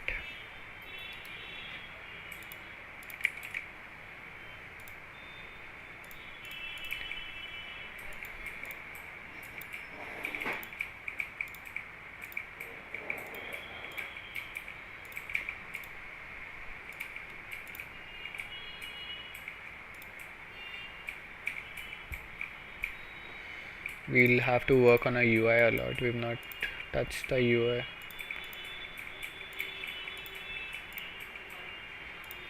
Keep a little bit gray for pressing.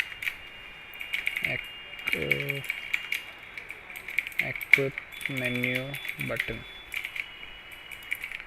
Copy that. Call it weapon menu button.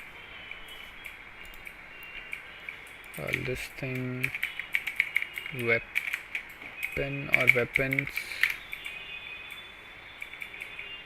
We have a spacer, another spacer,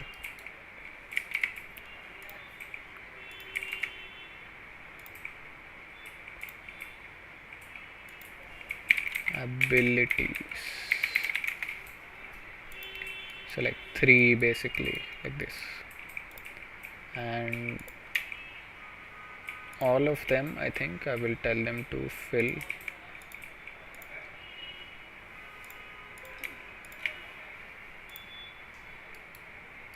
So they fill the whole space,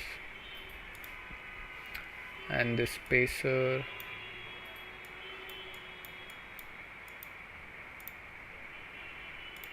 spacers should not fill, they should be on auto.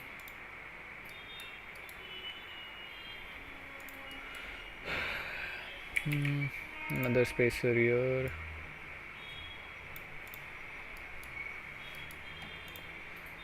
Equipment, weapon abilities, and this horizontal box.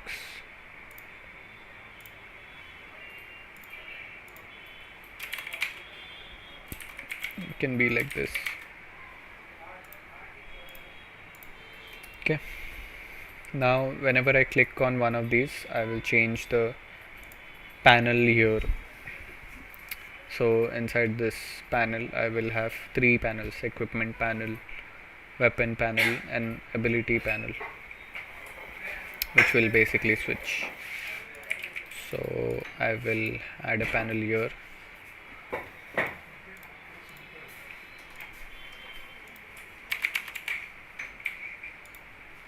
This is my menu, maybe I would say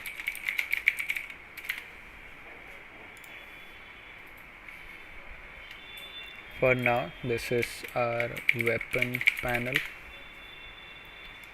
We'll turn it on and off, like I'll turn one off and turn the other one on.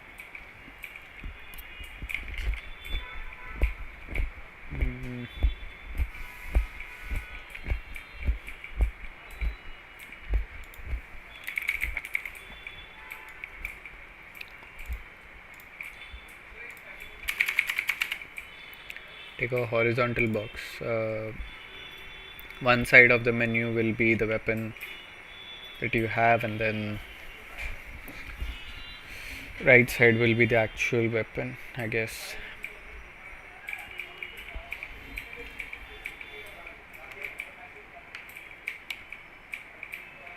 I'm thinking.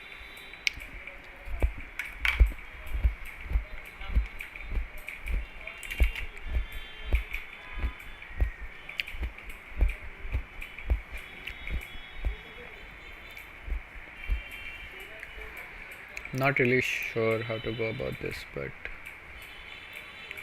I will add a button to go left and right. Like there's a left button, right button, and in the center is the image of a weapon. You can basically scroll between two weapons, go left and right. There's one button here, and we have like 3 buttons all set to fill. This one will be transparent, and we will add an image. Now this image I will have to import here.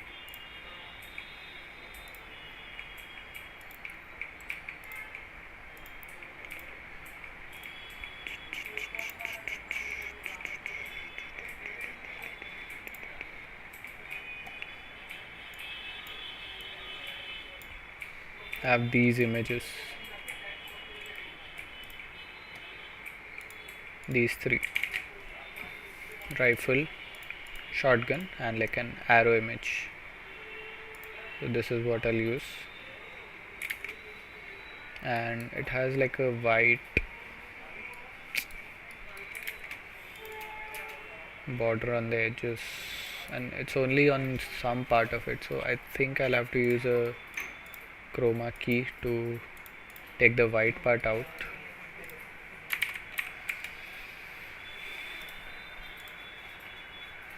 Yeah, there's still a little bit of white part. I can scale this negatively and change the size.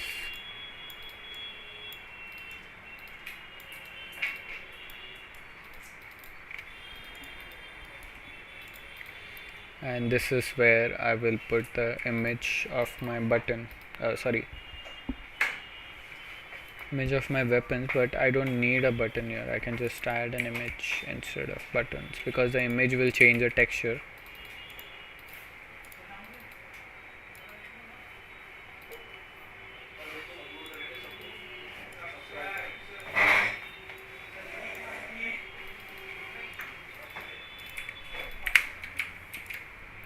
This is the image. I will add for now this one.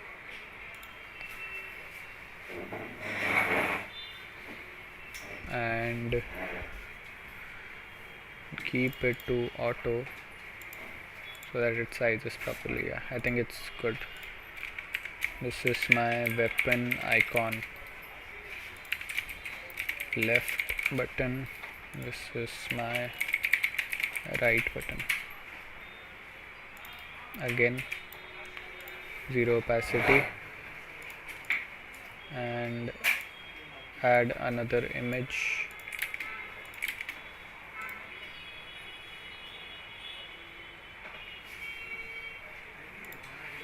(123 by 109).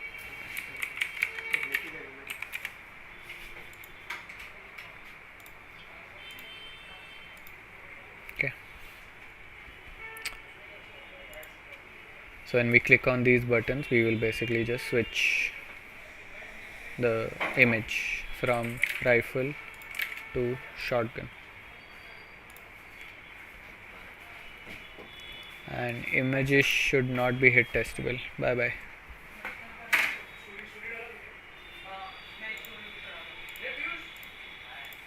Because our buttons will be hit testable. We will hit the buttons and check. We will not hit the images. So images don't really matter. And panels are of course always not hit testable. So now to these buttons. Every time we hit the buttons, we need to change our weapon and also need to change the icon. 2 things. So unclicked and unclicked.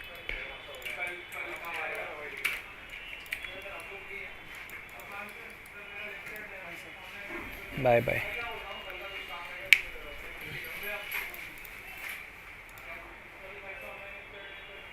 So I will take the weapon icon, set brush from texture, and I can change the texture here. So on pressing left right I'll change it, but what I need is an enum of weapon current weapon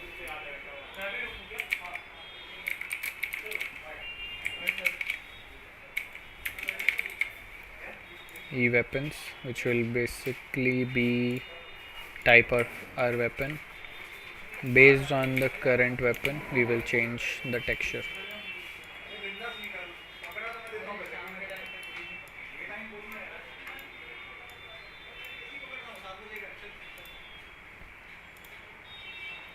Our AR and shotgun texture, we promote it to AR icon, shotgun icon.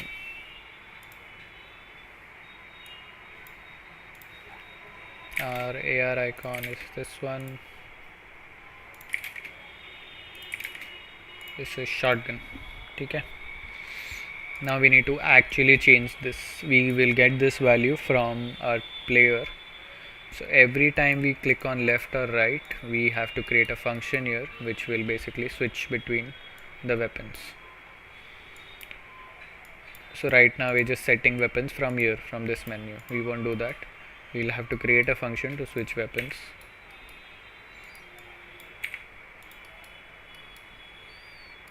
This is our interaction range, shooting.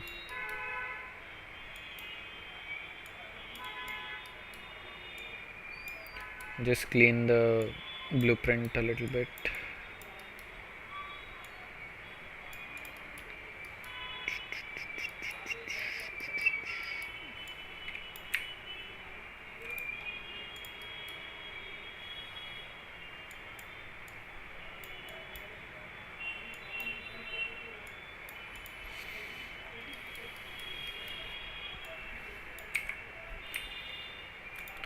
Damage, grenade throw. What is this? This is interaction,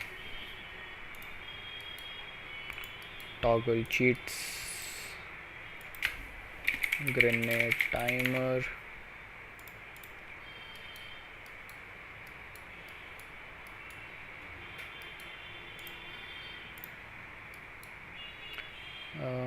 I will keep interaction and this together.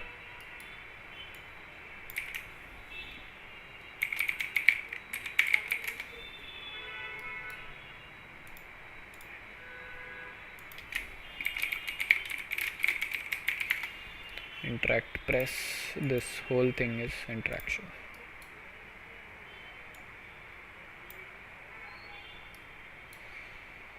Putting it on all under grenade throw, which is wrong, so I will put it here.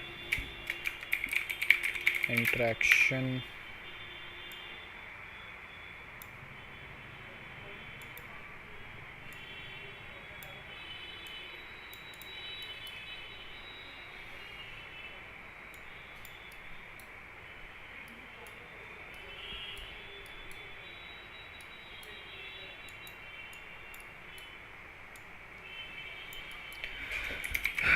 we have toggle cheats. We can make multiple event graphs. I think I should do that, maybe. For weapons, weapon logic will keep maybe somewhere else, like a shooting, weapon switching, maybe.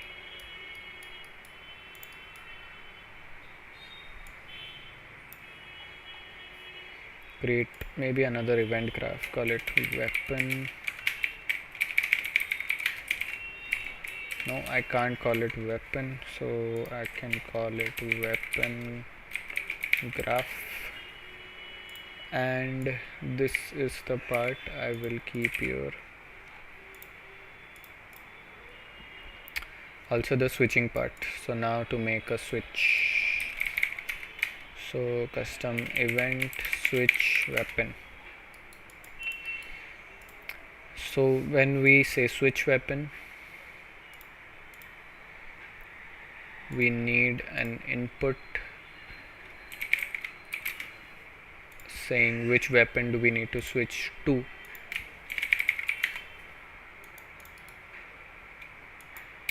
Whichever weapon we need to switch to, we need to spawn that actor, and we need to basically do all of these, attach it to us.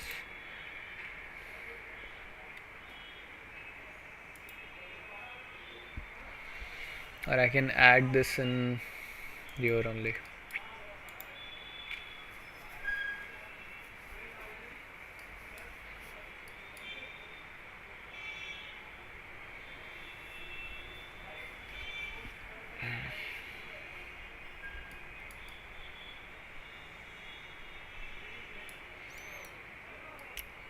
So before switching, I need to get my weapon. I need to detach and destroy it. So detach from actor and destroy actor, or I can just call destroy, maybe it detaches itself anyway. So I detach it, then I set this as my current weapon, and I call attach gun, or it should call itself attach weapon, sounds better. So then we spawn this actor and then we attach based on our current weapon. So we updated, that's why it will spawn the shotgun maybe, then it will attach the shotgun. If it already has the shotgun equipped, it will destroy the shotgun, the current one.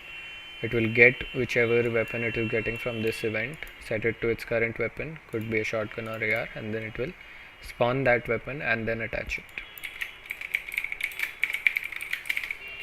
So now we need to call switch weapon from here. So what we need to do is on initialized, we get our character and we save the reference, of course. Then we say switch weapon,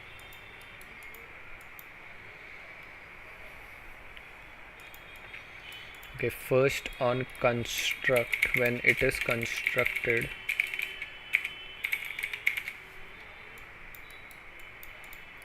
we check what weapon we have.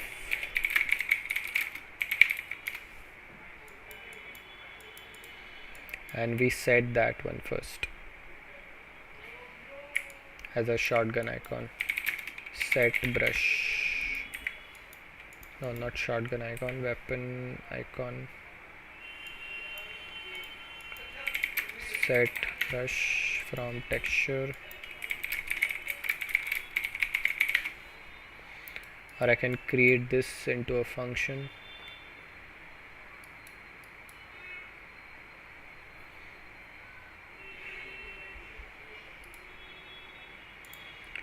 Collapse to function, switch weapon icon, and I will add this as an input.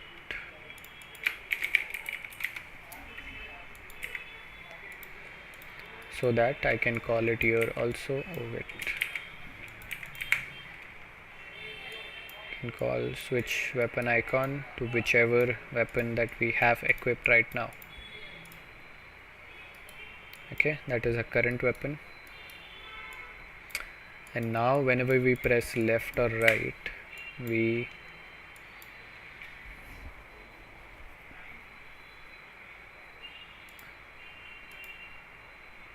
switch the icon from whichever we have right now. We can just get the current weapon and switch the next one.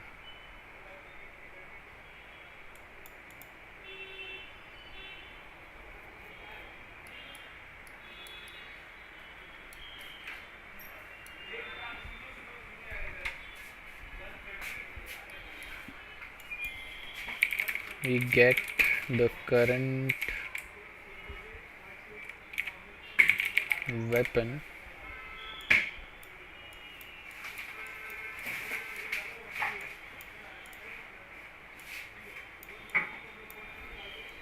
and we check if it is equal to AR.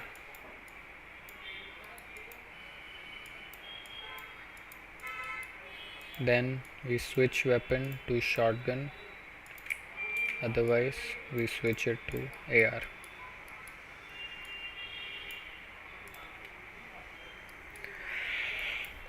But not just the icon, also we have to call switch weapon.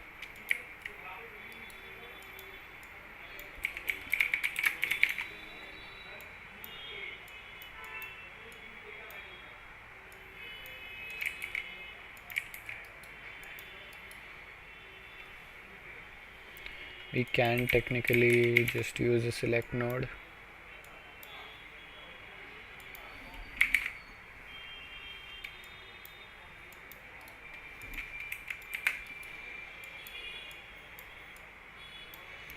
And if AR is true, we switch to a shotgun. If it's not AR, we switch to an AR.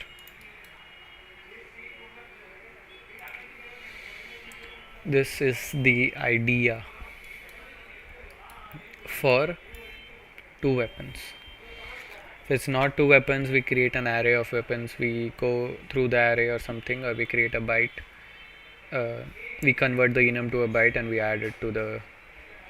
We keep adding the enum, basically 0, 1, 2, 3, 4.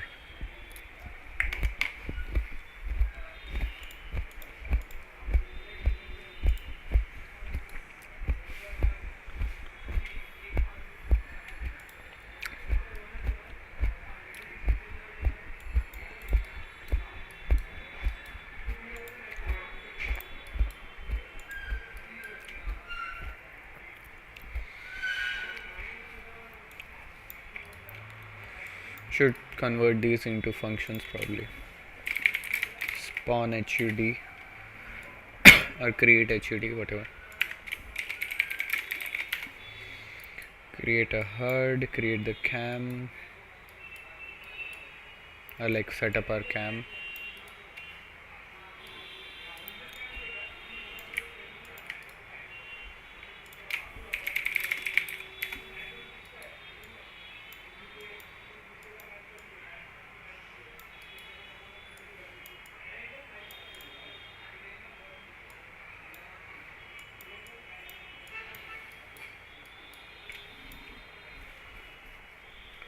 Crosshair we don't need.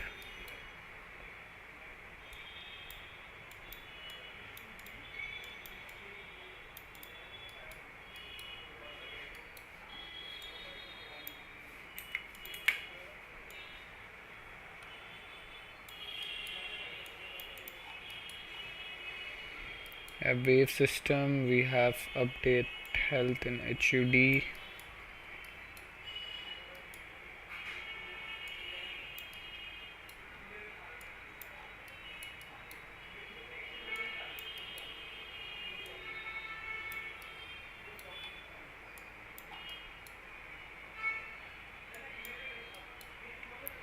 Whatever, basically this is HUD related, and then we need to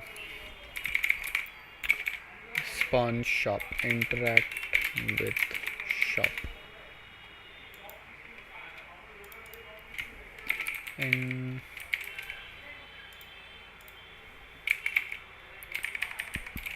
interacted with shop, when we do interact with shop, we want to create widget shop. We add it to our viewport, but no, we don't add this to our viewport, because if we already have shop, we promote this to a variable, call it shop UI.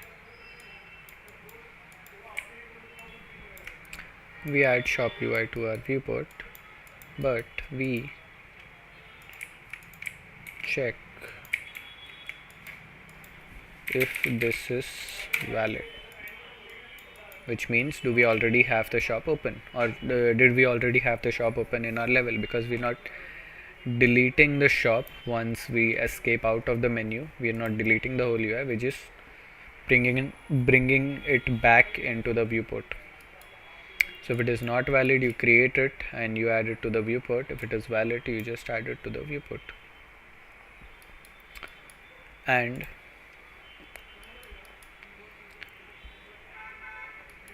we set game input mode to UI only,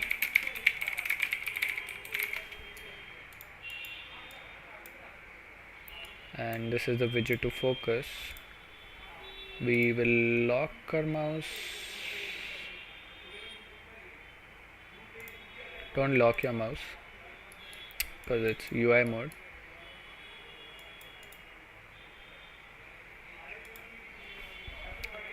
But we need to take like input in our UI, and we need to call a custom event here called remove shop. We will remove the shop. Inside the shop we will take on key down,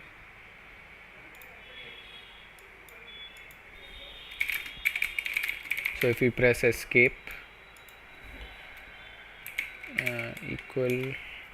if we press escape, we will close the shop. Okay, literally like the shop, not the metaphor, but we need game mode. Maybe we'll take the game mode reference here, top down.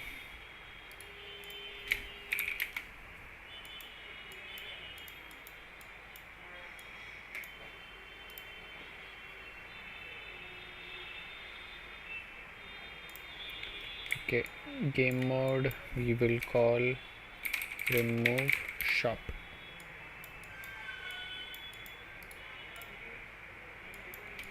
Not promote, it will give us an error.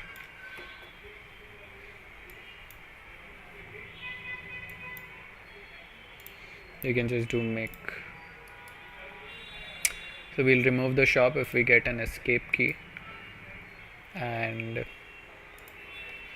remove shop we have to use shop and say remove from parent, and set input mode to game and UI. Get player controller, and do not hide cursor, lock on capture. I think maybe do not lock, I don't know, let's see. So if I press E, nothing happens. Oh, we need to call interacted with shop.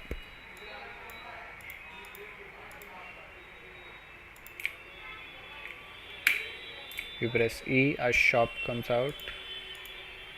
We can change our gun. If I press escape, the shop goes off. We have an AR, go in again, shotgun, I go out, and the weapon did not switch.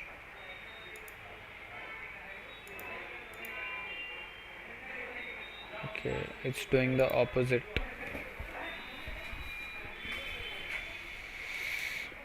When it says AR, it switches to shotgun.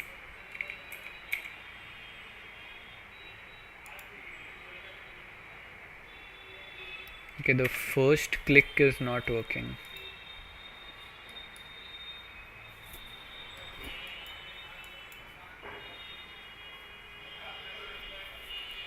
When I set the input mode to UI only, so that the UI can take our inputs and then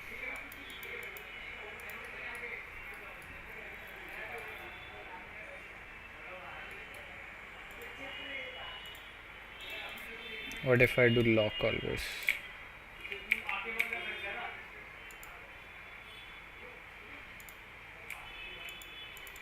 Yeah, it's doing the reverse. So when I start, I have a shotgun. If I press E, I have a shotgun. I click once, it changes to AR, but it did not change my actual UI. So why did it switch to AR? Did this event go off? I will have to check. Add a breakpoint.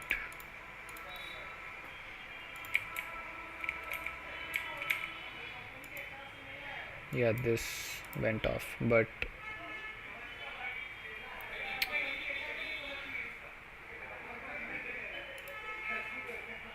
if it does go off, why didn't my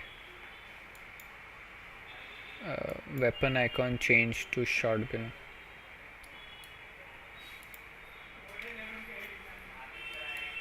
Oh, I see. Okay, I'm switching weapon before I'm switching the icon. So when I switch the weapon to AR, then it takes this and this is updated now. I understand. Maybe I just do this before it solves.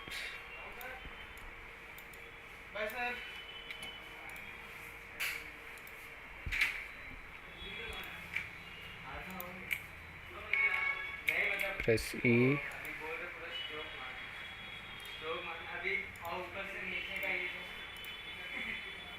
And yeah, I switch weapon according to my whatever it is. My icon is shotgun, I switch to shotgun. AR, switch to AR, I can shoot AR. Press E, press shotgun. Sorry, shotgun, I press escape, I can use a shotgun. I press E, I go here, I can use a AR.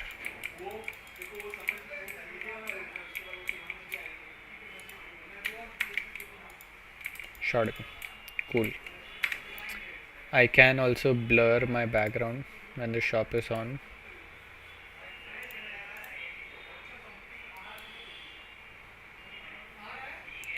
On this whole canvas I can add a blur.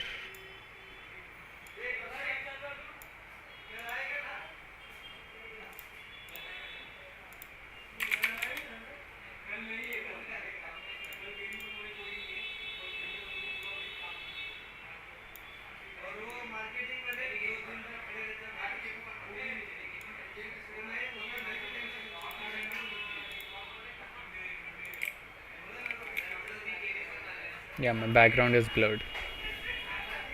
My character still rotates, I know, but yeah, I don't know if I should turn it off. I can turn it off, but it's just like extra work for now, so I'll leave it be. But our shop is done, our wave starter is done. We can switch weapons now. Okay, this is an issue. Maybe it's not an issue in the build that when I press a button and I interact, my character keeps going in the same direction.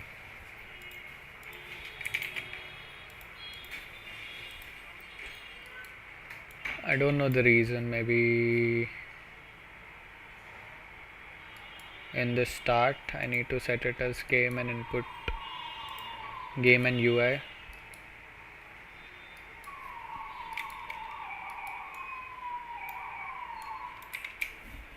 Shop.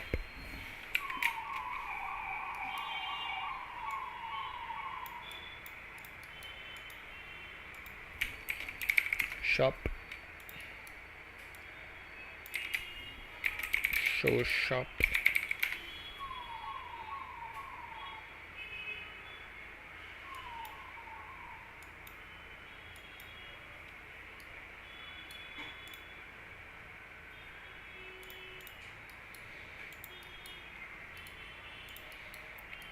on begin play,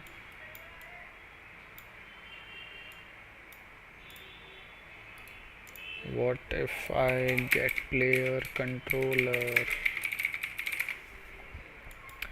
set input mode game and UI? Set input mode game only doesn't work because then my mouse capture will not work properly. That's why I'm using game and UI. But if I do not hide mouse cursor on capture, if I try to replicate that bug, and yeah, it does replicate. So until I click on the UI, my character keeps going in the same direction. Maybe as soon as I construct it, I set focus. I don't know. Nope. Oh, is focus able to true? Okay. Focus able to true.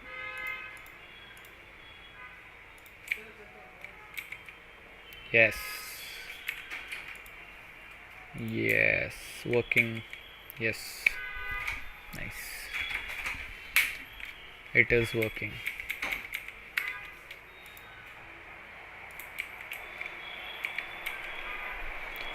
Now I also need to disable my player inputs when this is happening. Almost all of it.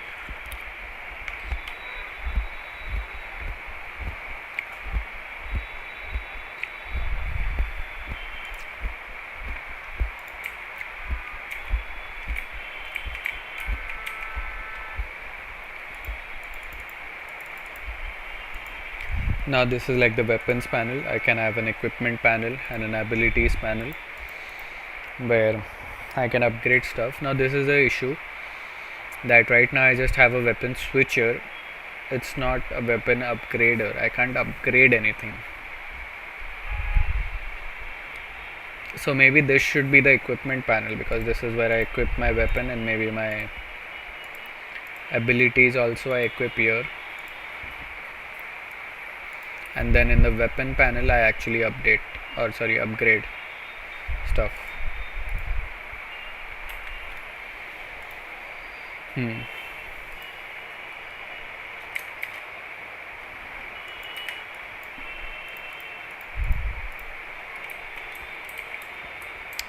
But yeah, so right now suppose this is our shop.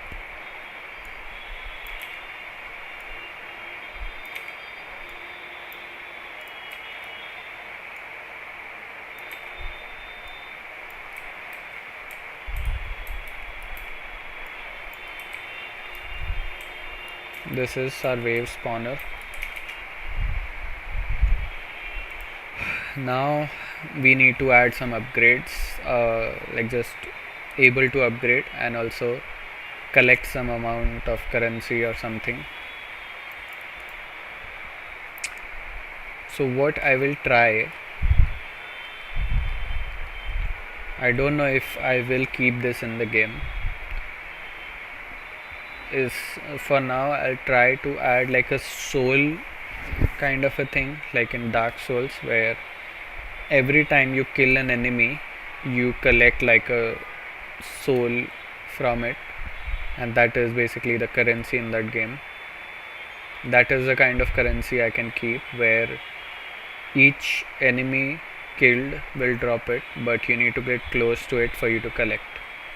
If you are like not in range, it will not automatically just like follow you or come and attach to you, or you will just you won't automatically collect it. You have to go a little bit near it, something like that, like a soul, like a white color orb that will come and it will attach to the player, so the player can then collect it and it will update the amount of souls that we have.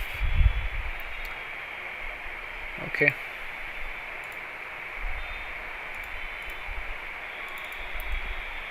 So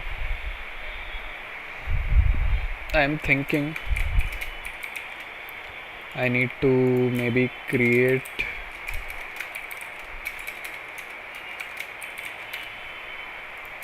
a soul blueprint, and like the soul can anything can spawn the soul, like different kind of enemies can spawn the souls. So yeah, maybe I'll just create something like that, a collectible or something. Collectible blueprint actor soul. Okay, I won't call it soul. It's like I can call it whatever for now, because I'm not representing the name, I'll just represent the icon. Or actually no, in the shops I will need to tell it ki you have these many souls so you can upgrade something. This is not a Dark Souls game. I'm not creating Dark Souls or anything. I'm just taking the same like kind of mechanic, which does not make this a Souls like for people who have no idea. So this will be I'll just create a emissive sphere. I can create it like a particle system where it's like a small ball of energy which like goes, it basically changes its shape according to the velocity.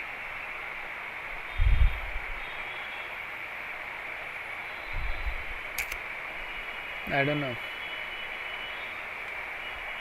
There's a lot of things I can do with this. I'll create soul. Just add an emissive color.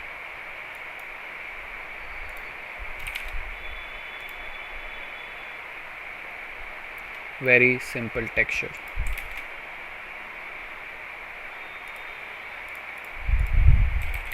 Add a sphere. The soul. Check. Oh no.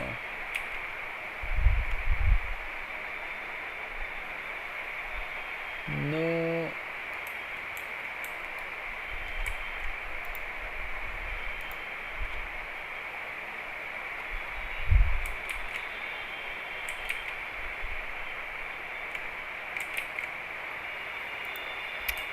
Why isn't it? I tried undo. Why doesn't undo work?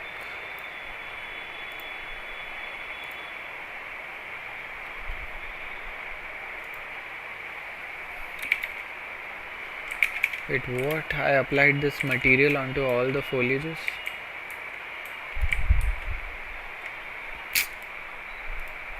This is crazy. Oh, there's not even a foliage. Is it a landscape grass type? Yeah, it's a landscape grass type.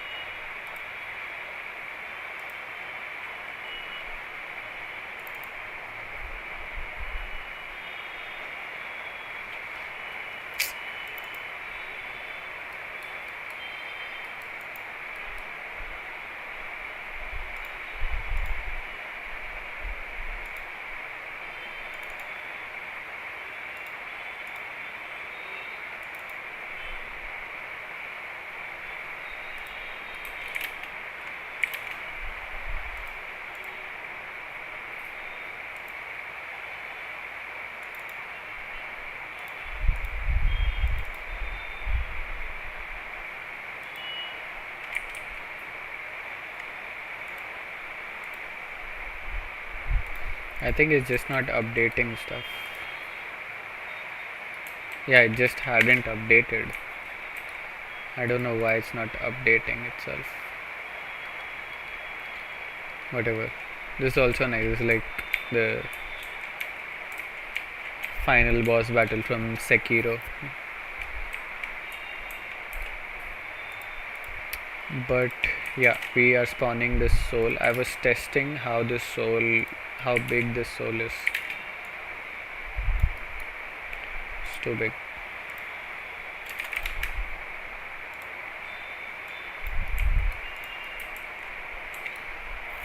Yeah, that's enough. make it more emissive.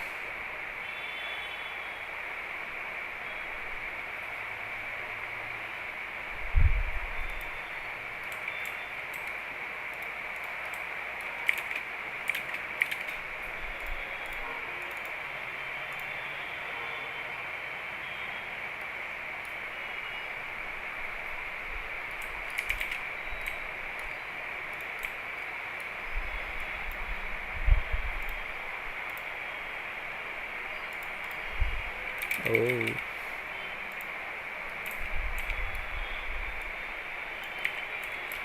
Okay, this is the soul that they will spawn.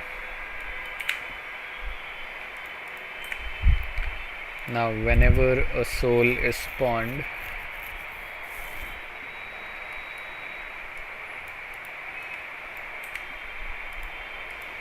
I'll spawn a sphere, and if it overlaps with our main character, it will just follow the character and it will collide with it basically. So I will add a projectile movement, which is more like a homing projectile.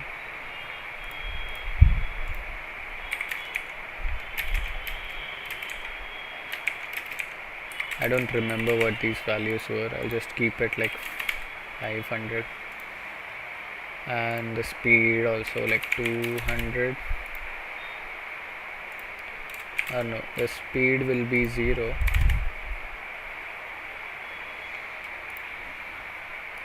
and it will not be on auto activate. I'll activate it after it has overlapped with my player. So I will create a sphere collision around this big. This sphere will not have any kind of collisions, and this sphere will have some collisions. I'll set it to world dynamic. It only overlaps with my pawn.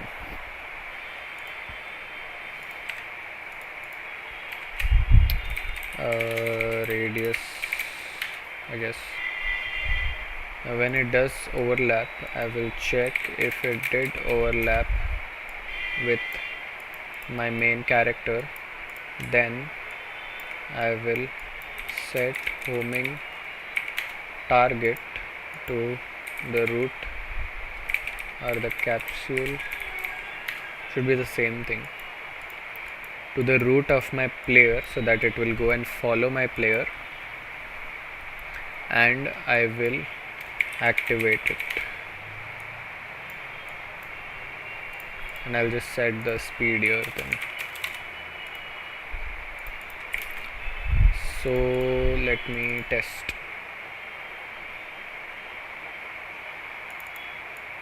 Soul. We have a soul. It's not too dark. Yeah, it's following our player.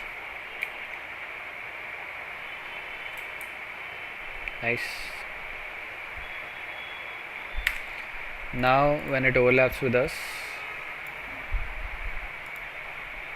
it will destroy and add a soul to our character. Wait, why is the sphere still M soul? Okay.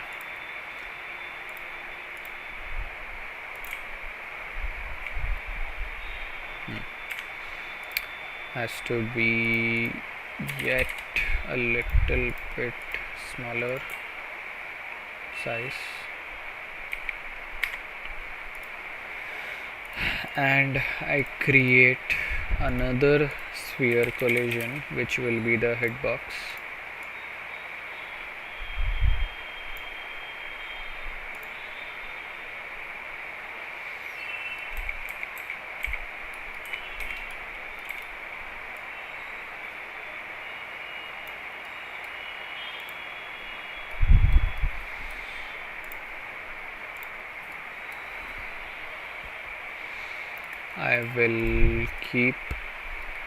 I'll make a collision profile,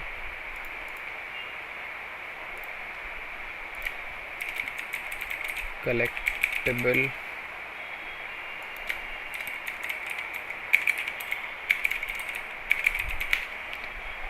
Ignore everything, will ignore the collectible for now. Only by main player's capsule will overlap with it, and this will have the property of a collectible, and it will only overlap with my pawn. Hitbox, and when it does overlap,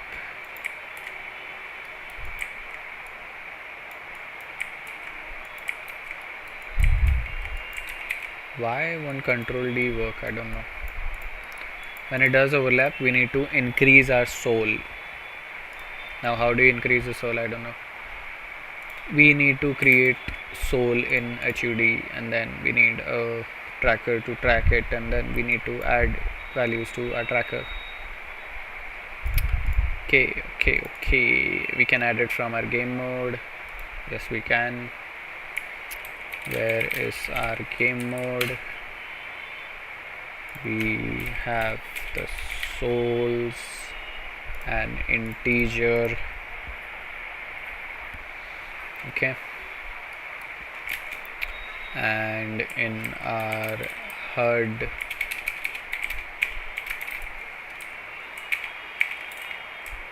is it just HUD? And our HUD, we will have souls. Now on the screen you guys can see top left, top right. Yeah, so I'll maybe do the souls here only.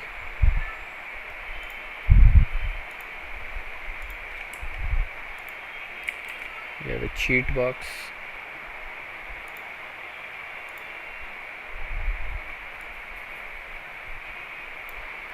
I'll have it here.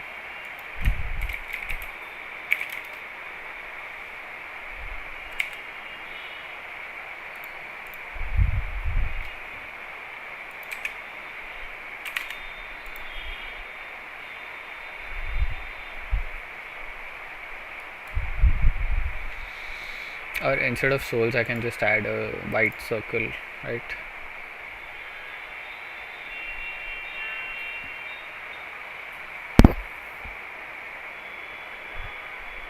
Wait, how do I add a white circle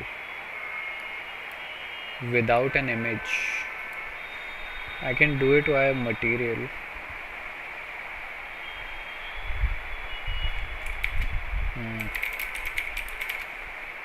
Whatever.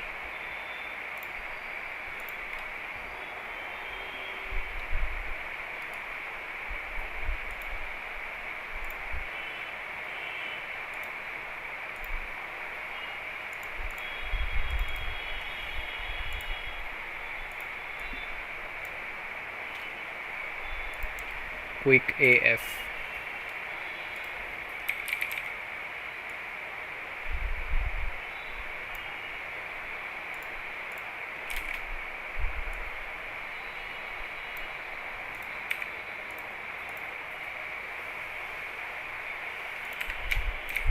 Souls box. No, actually this will be right. Yeah. And this will be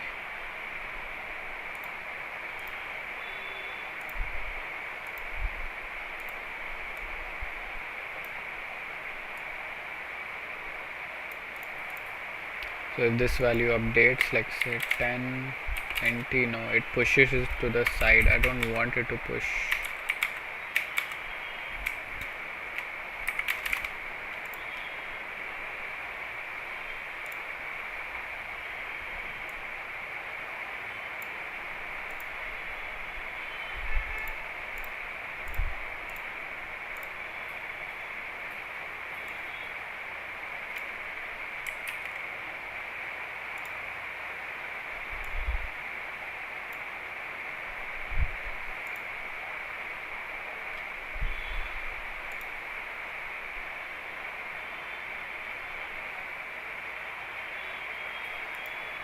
Now if the text goes above 1,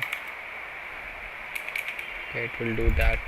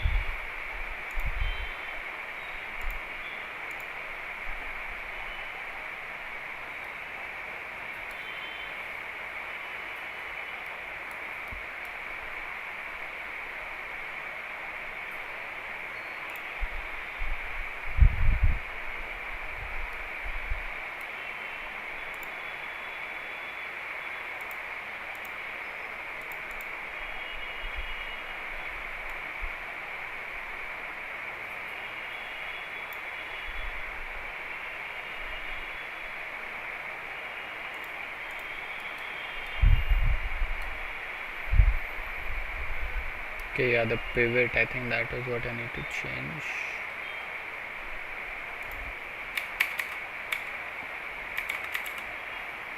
If I change the pivot,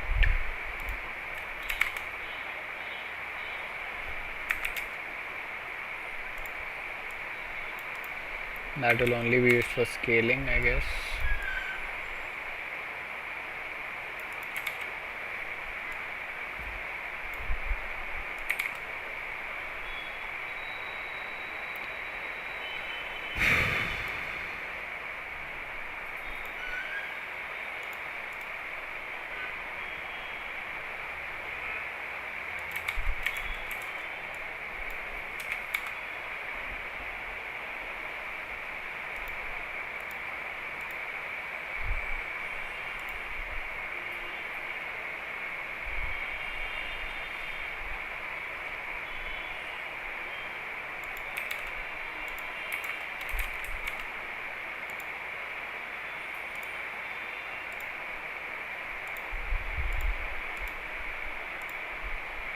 Okay.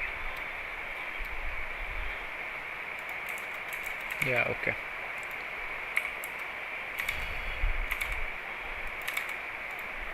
Cool.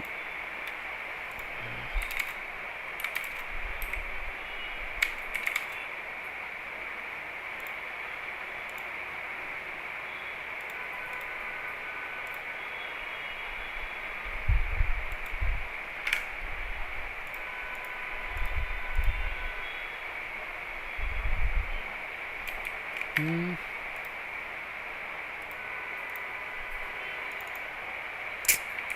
No way, man. These scammers.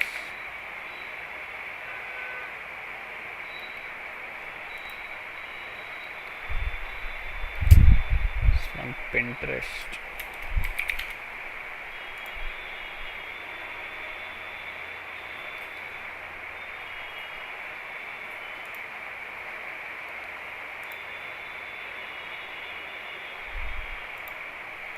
Does it come with the shadow? I don't want the shadow.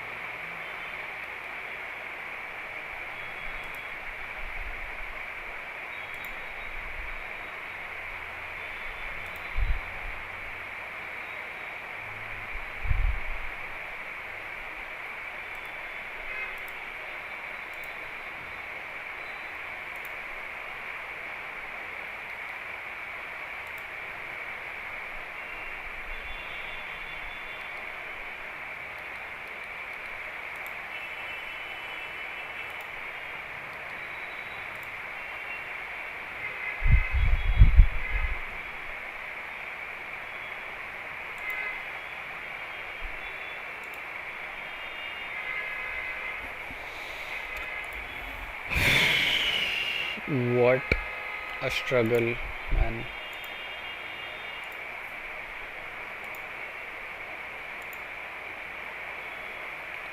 There's not one normal white circle.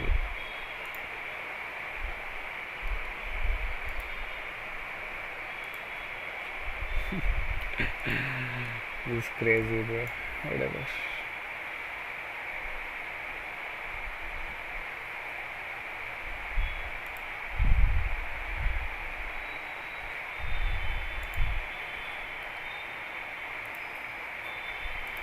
Try downloading one. If it has a shadow, then whatever.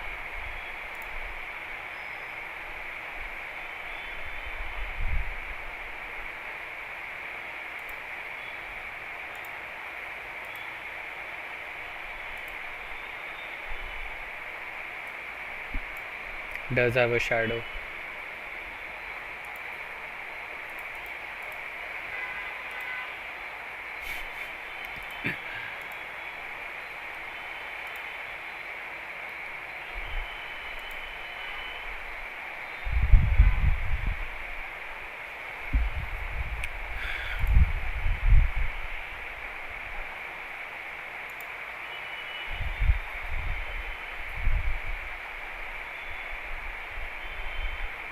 I'll just download one with outline then, because there is not one on any site with just without the stroke.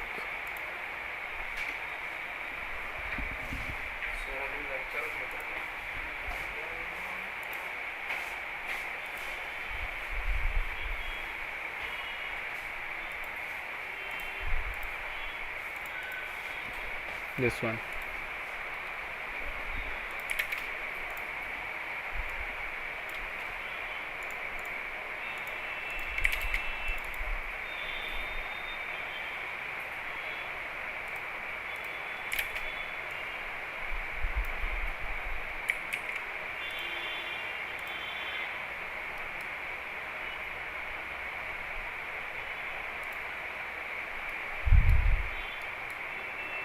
What?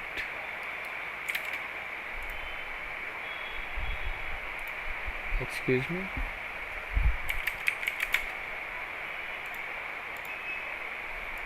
So weird.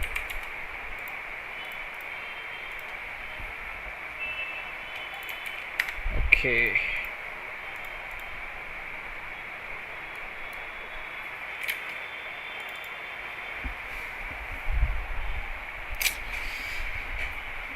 I can't with these guys. I cannot.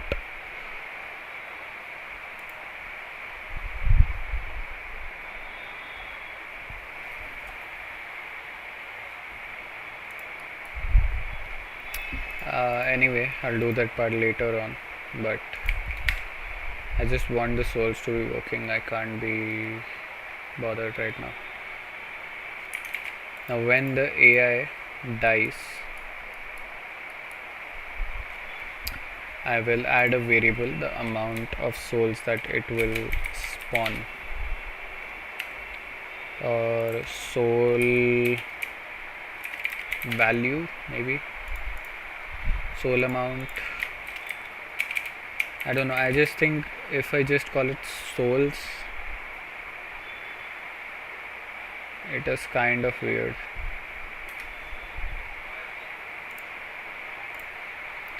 Why are you laughing, man, at my misery? But yeah, I'll add the souls here. Is it okay? No warnings. And every enemy will have its set soul amount, so it will still drop that one soul, but when you collect it, it will give you different amount of number. Maybe that's something I can do.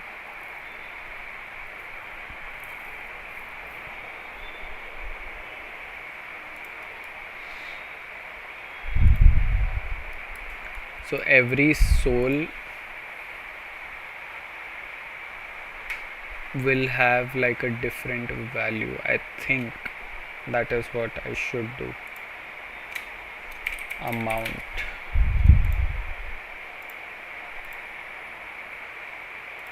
So when an AI dies and it sets all these things,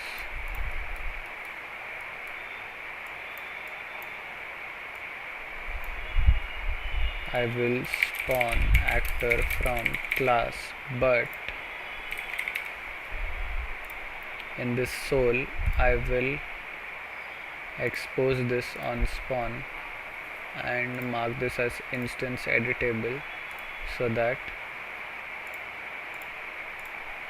when I do add a soul, I have this amount number, so that will be the souls that I have. So spawn this soul. Where do you want to spawn it? We will spawn it at our location, which is the AI's location. We spawn the soul.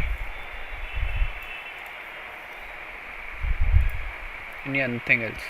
And the soul will take care of itself. It will begin overlap. Once it begins to overlap with our MJ, it will destroy itself for now, but in the game mode it will call this custom event of increase souls.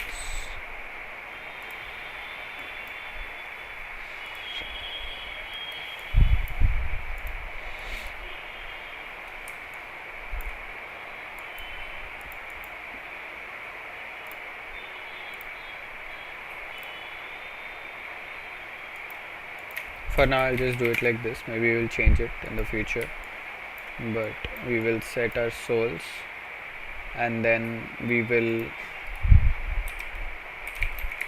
get our HUD widget,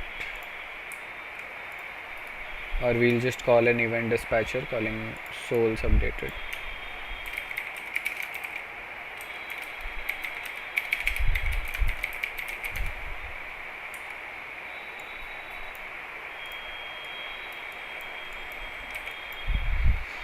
Hi sir, hello. So in this HUD, every time this is called, we'll bind this text to it. Yes, that's it. Call this souls amount text.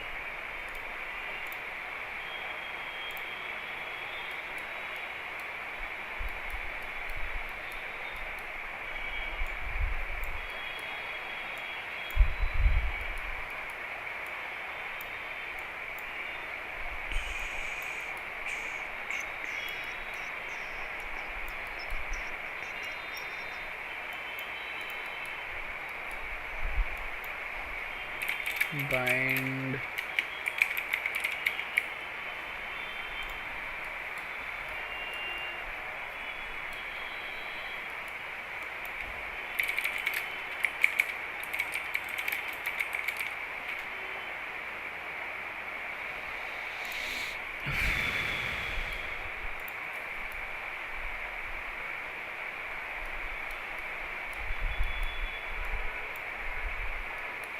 yeah, I can do create event.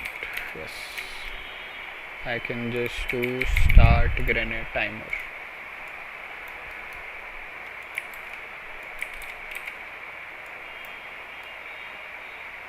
This is update cheat toggle text.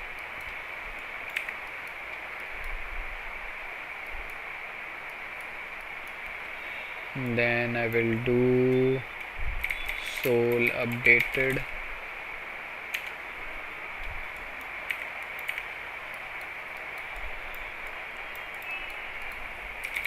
Custom event update souls text, and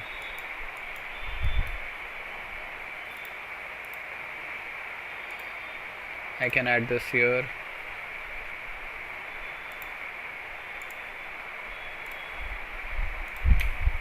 The amount of souls.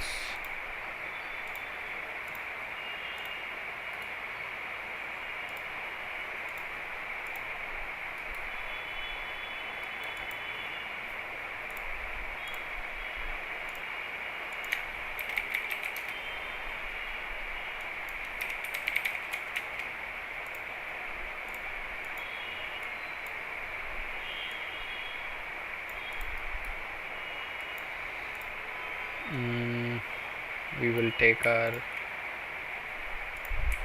souls amount text, set text to this. Okay, so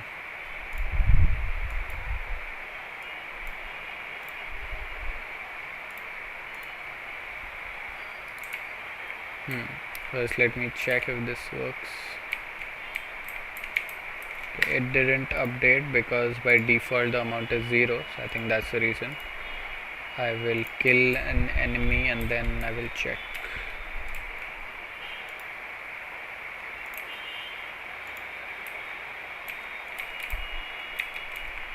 I'll put the cheats on.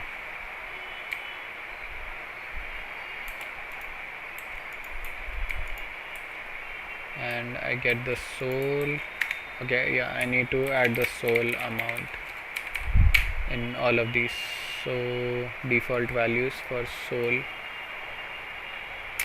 I'll keep a default soul value of 10, and for every one of these I can update them, but for now I'll just keep it 10. And every time I kill an enemy I should get 10 souls.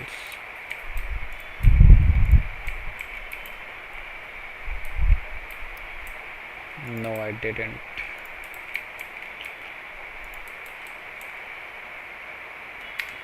It does collide with me. Oh, I'm not passing the value of the souls. Okay. Soul overlaps. Yes, I need to get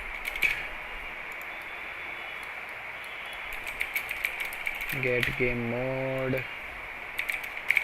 GM top down for now. And I need to say souls, increase the amount of souls by this much.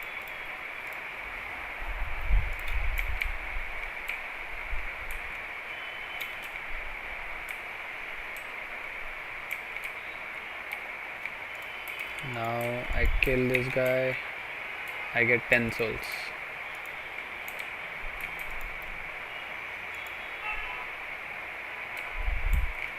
Wait, only 10?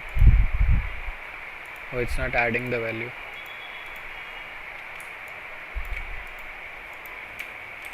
Right.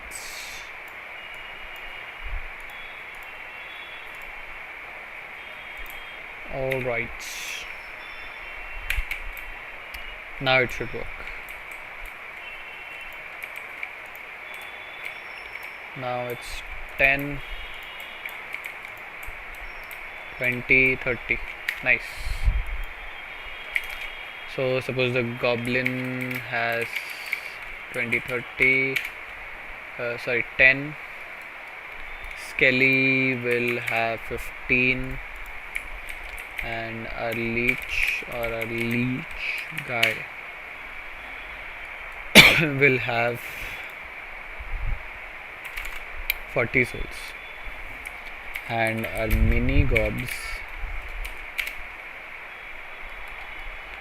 will give us 5 souls. Okay.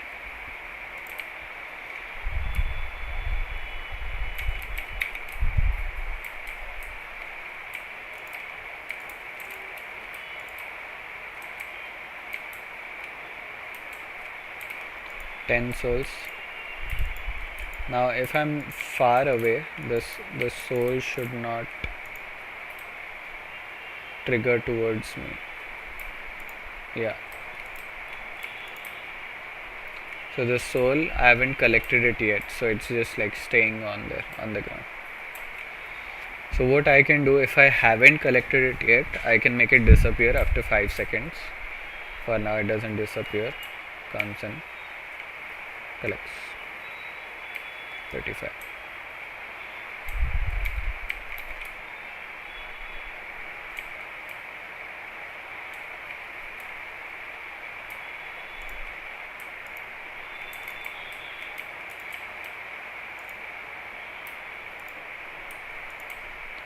It should have 60 now. First, let me see. Maybe I can increase the speed.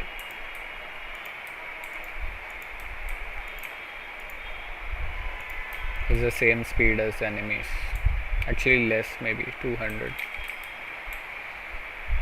So I'll just check the mini gobs and my leech if they are spawning properly, my souls.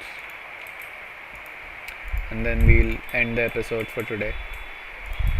Let me know if you guys have any doubts or anything.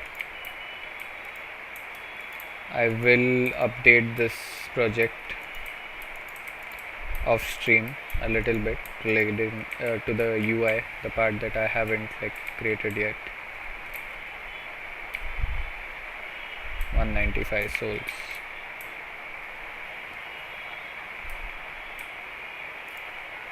So right now the UI is pretty bland. It's just simple text and one image, grenade image, and one the white circle, which I struggled to find for 10 minutes. But yeah, it's just very basic UI for now.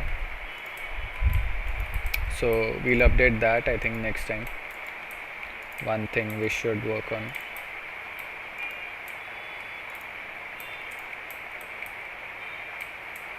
I have 300 and I'm waiting for my leech to spawn. He refuses to spawn. Oh, there's a soul here. Oh, there are souls here. Nice. Feels like I'm playing Dark Souls. Even though I'm just making a roguelike, but I'm mixing roguelike with Dark Souls. And there's a leech. So it spawned mini. Let me see if I get 365. Yeah, I get 365 from that.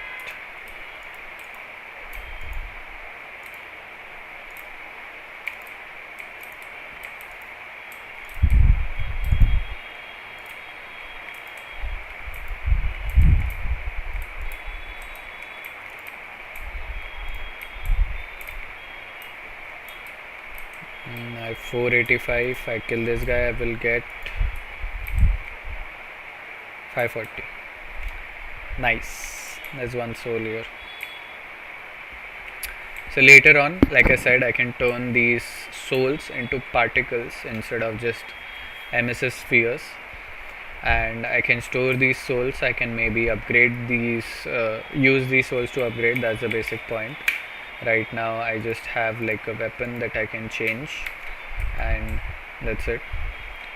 So I can create so that I can maybe upgrade the weapons, upgrade the fire rate of the weapon or the damage that the weapon is doing, or the increase the player movement speed or something like that, or maybe increase the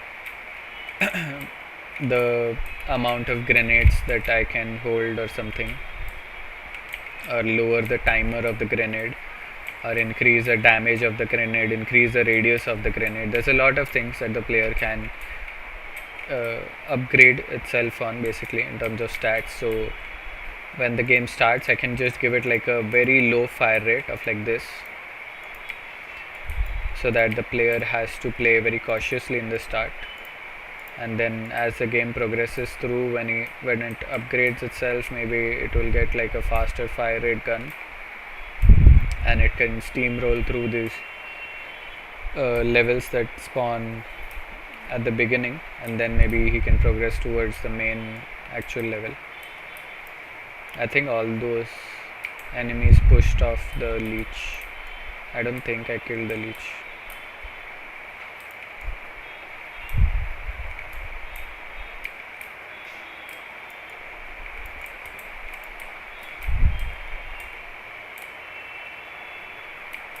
$800.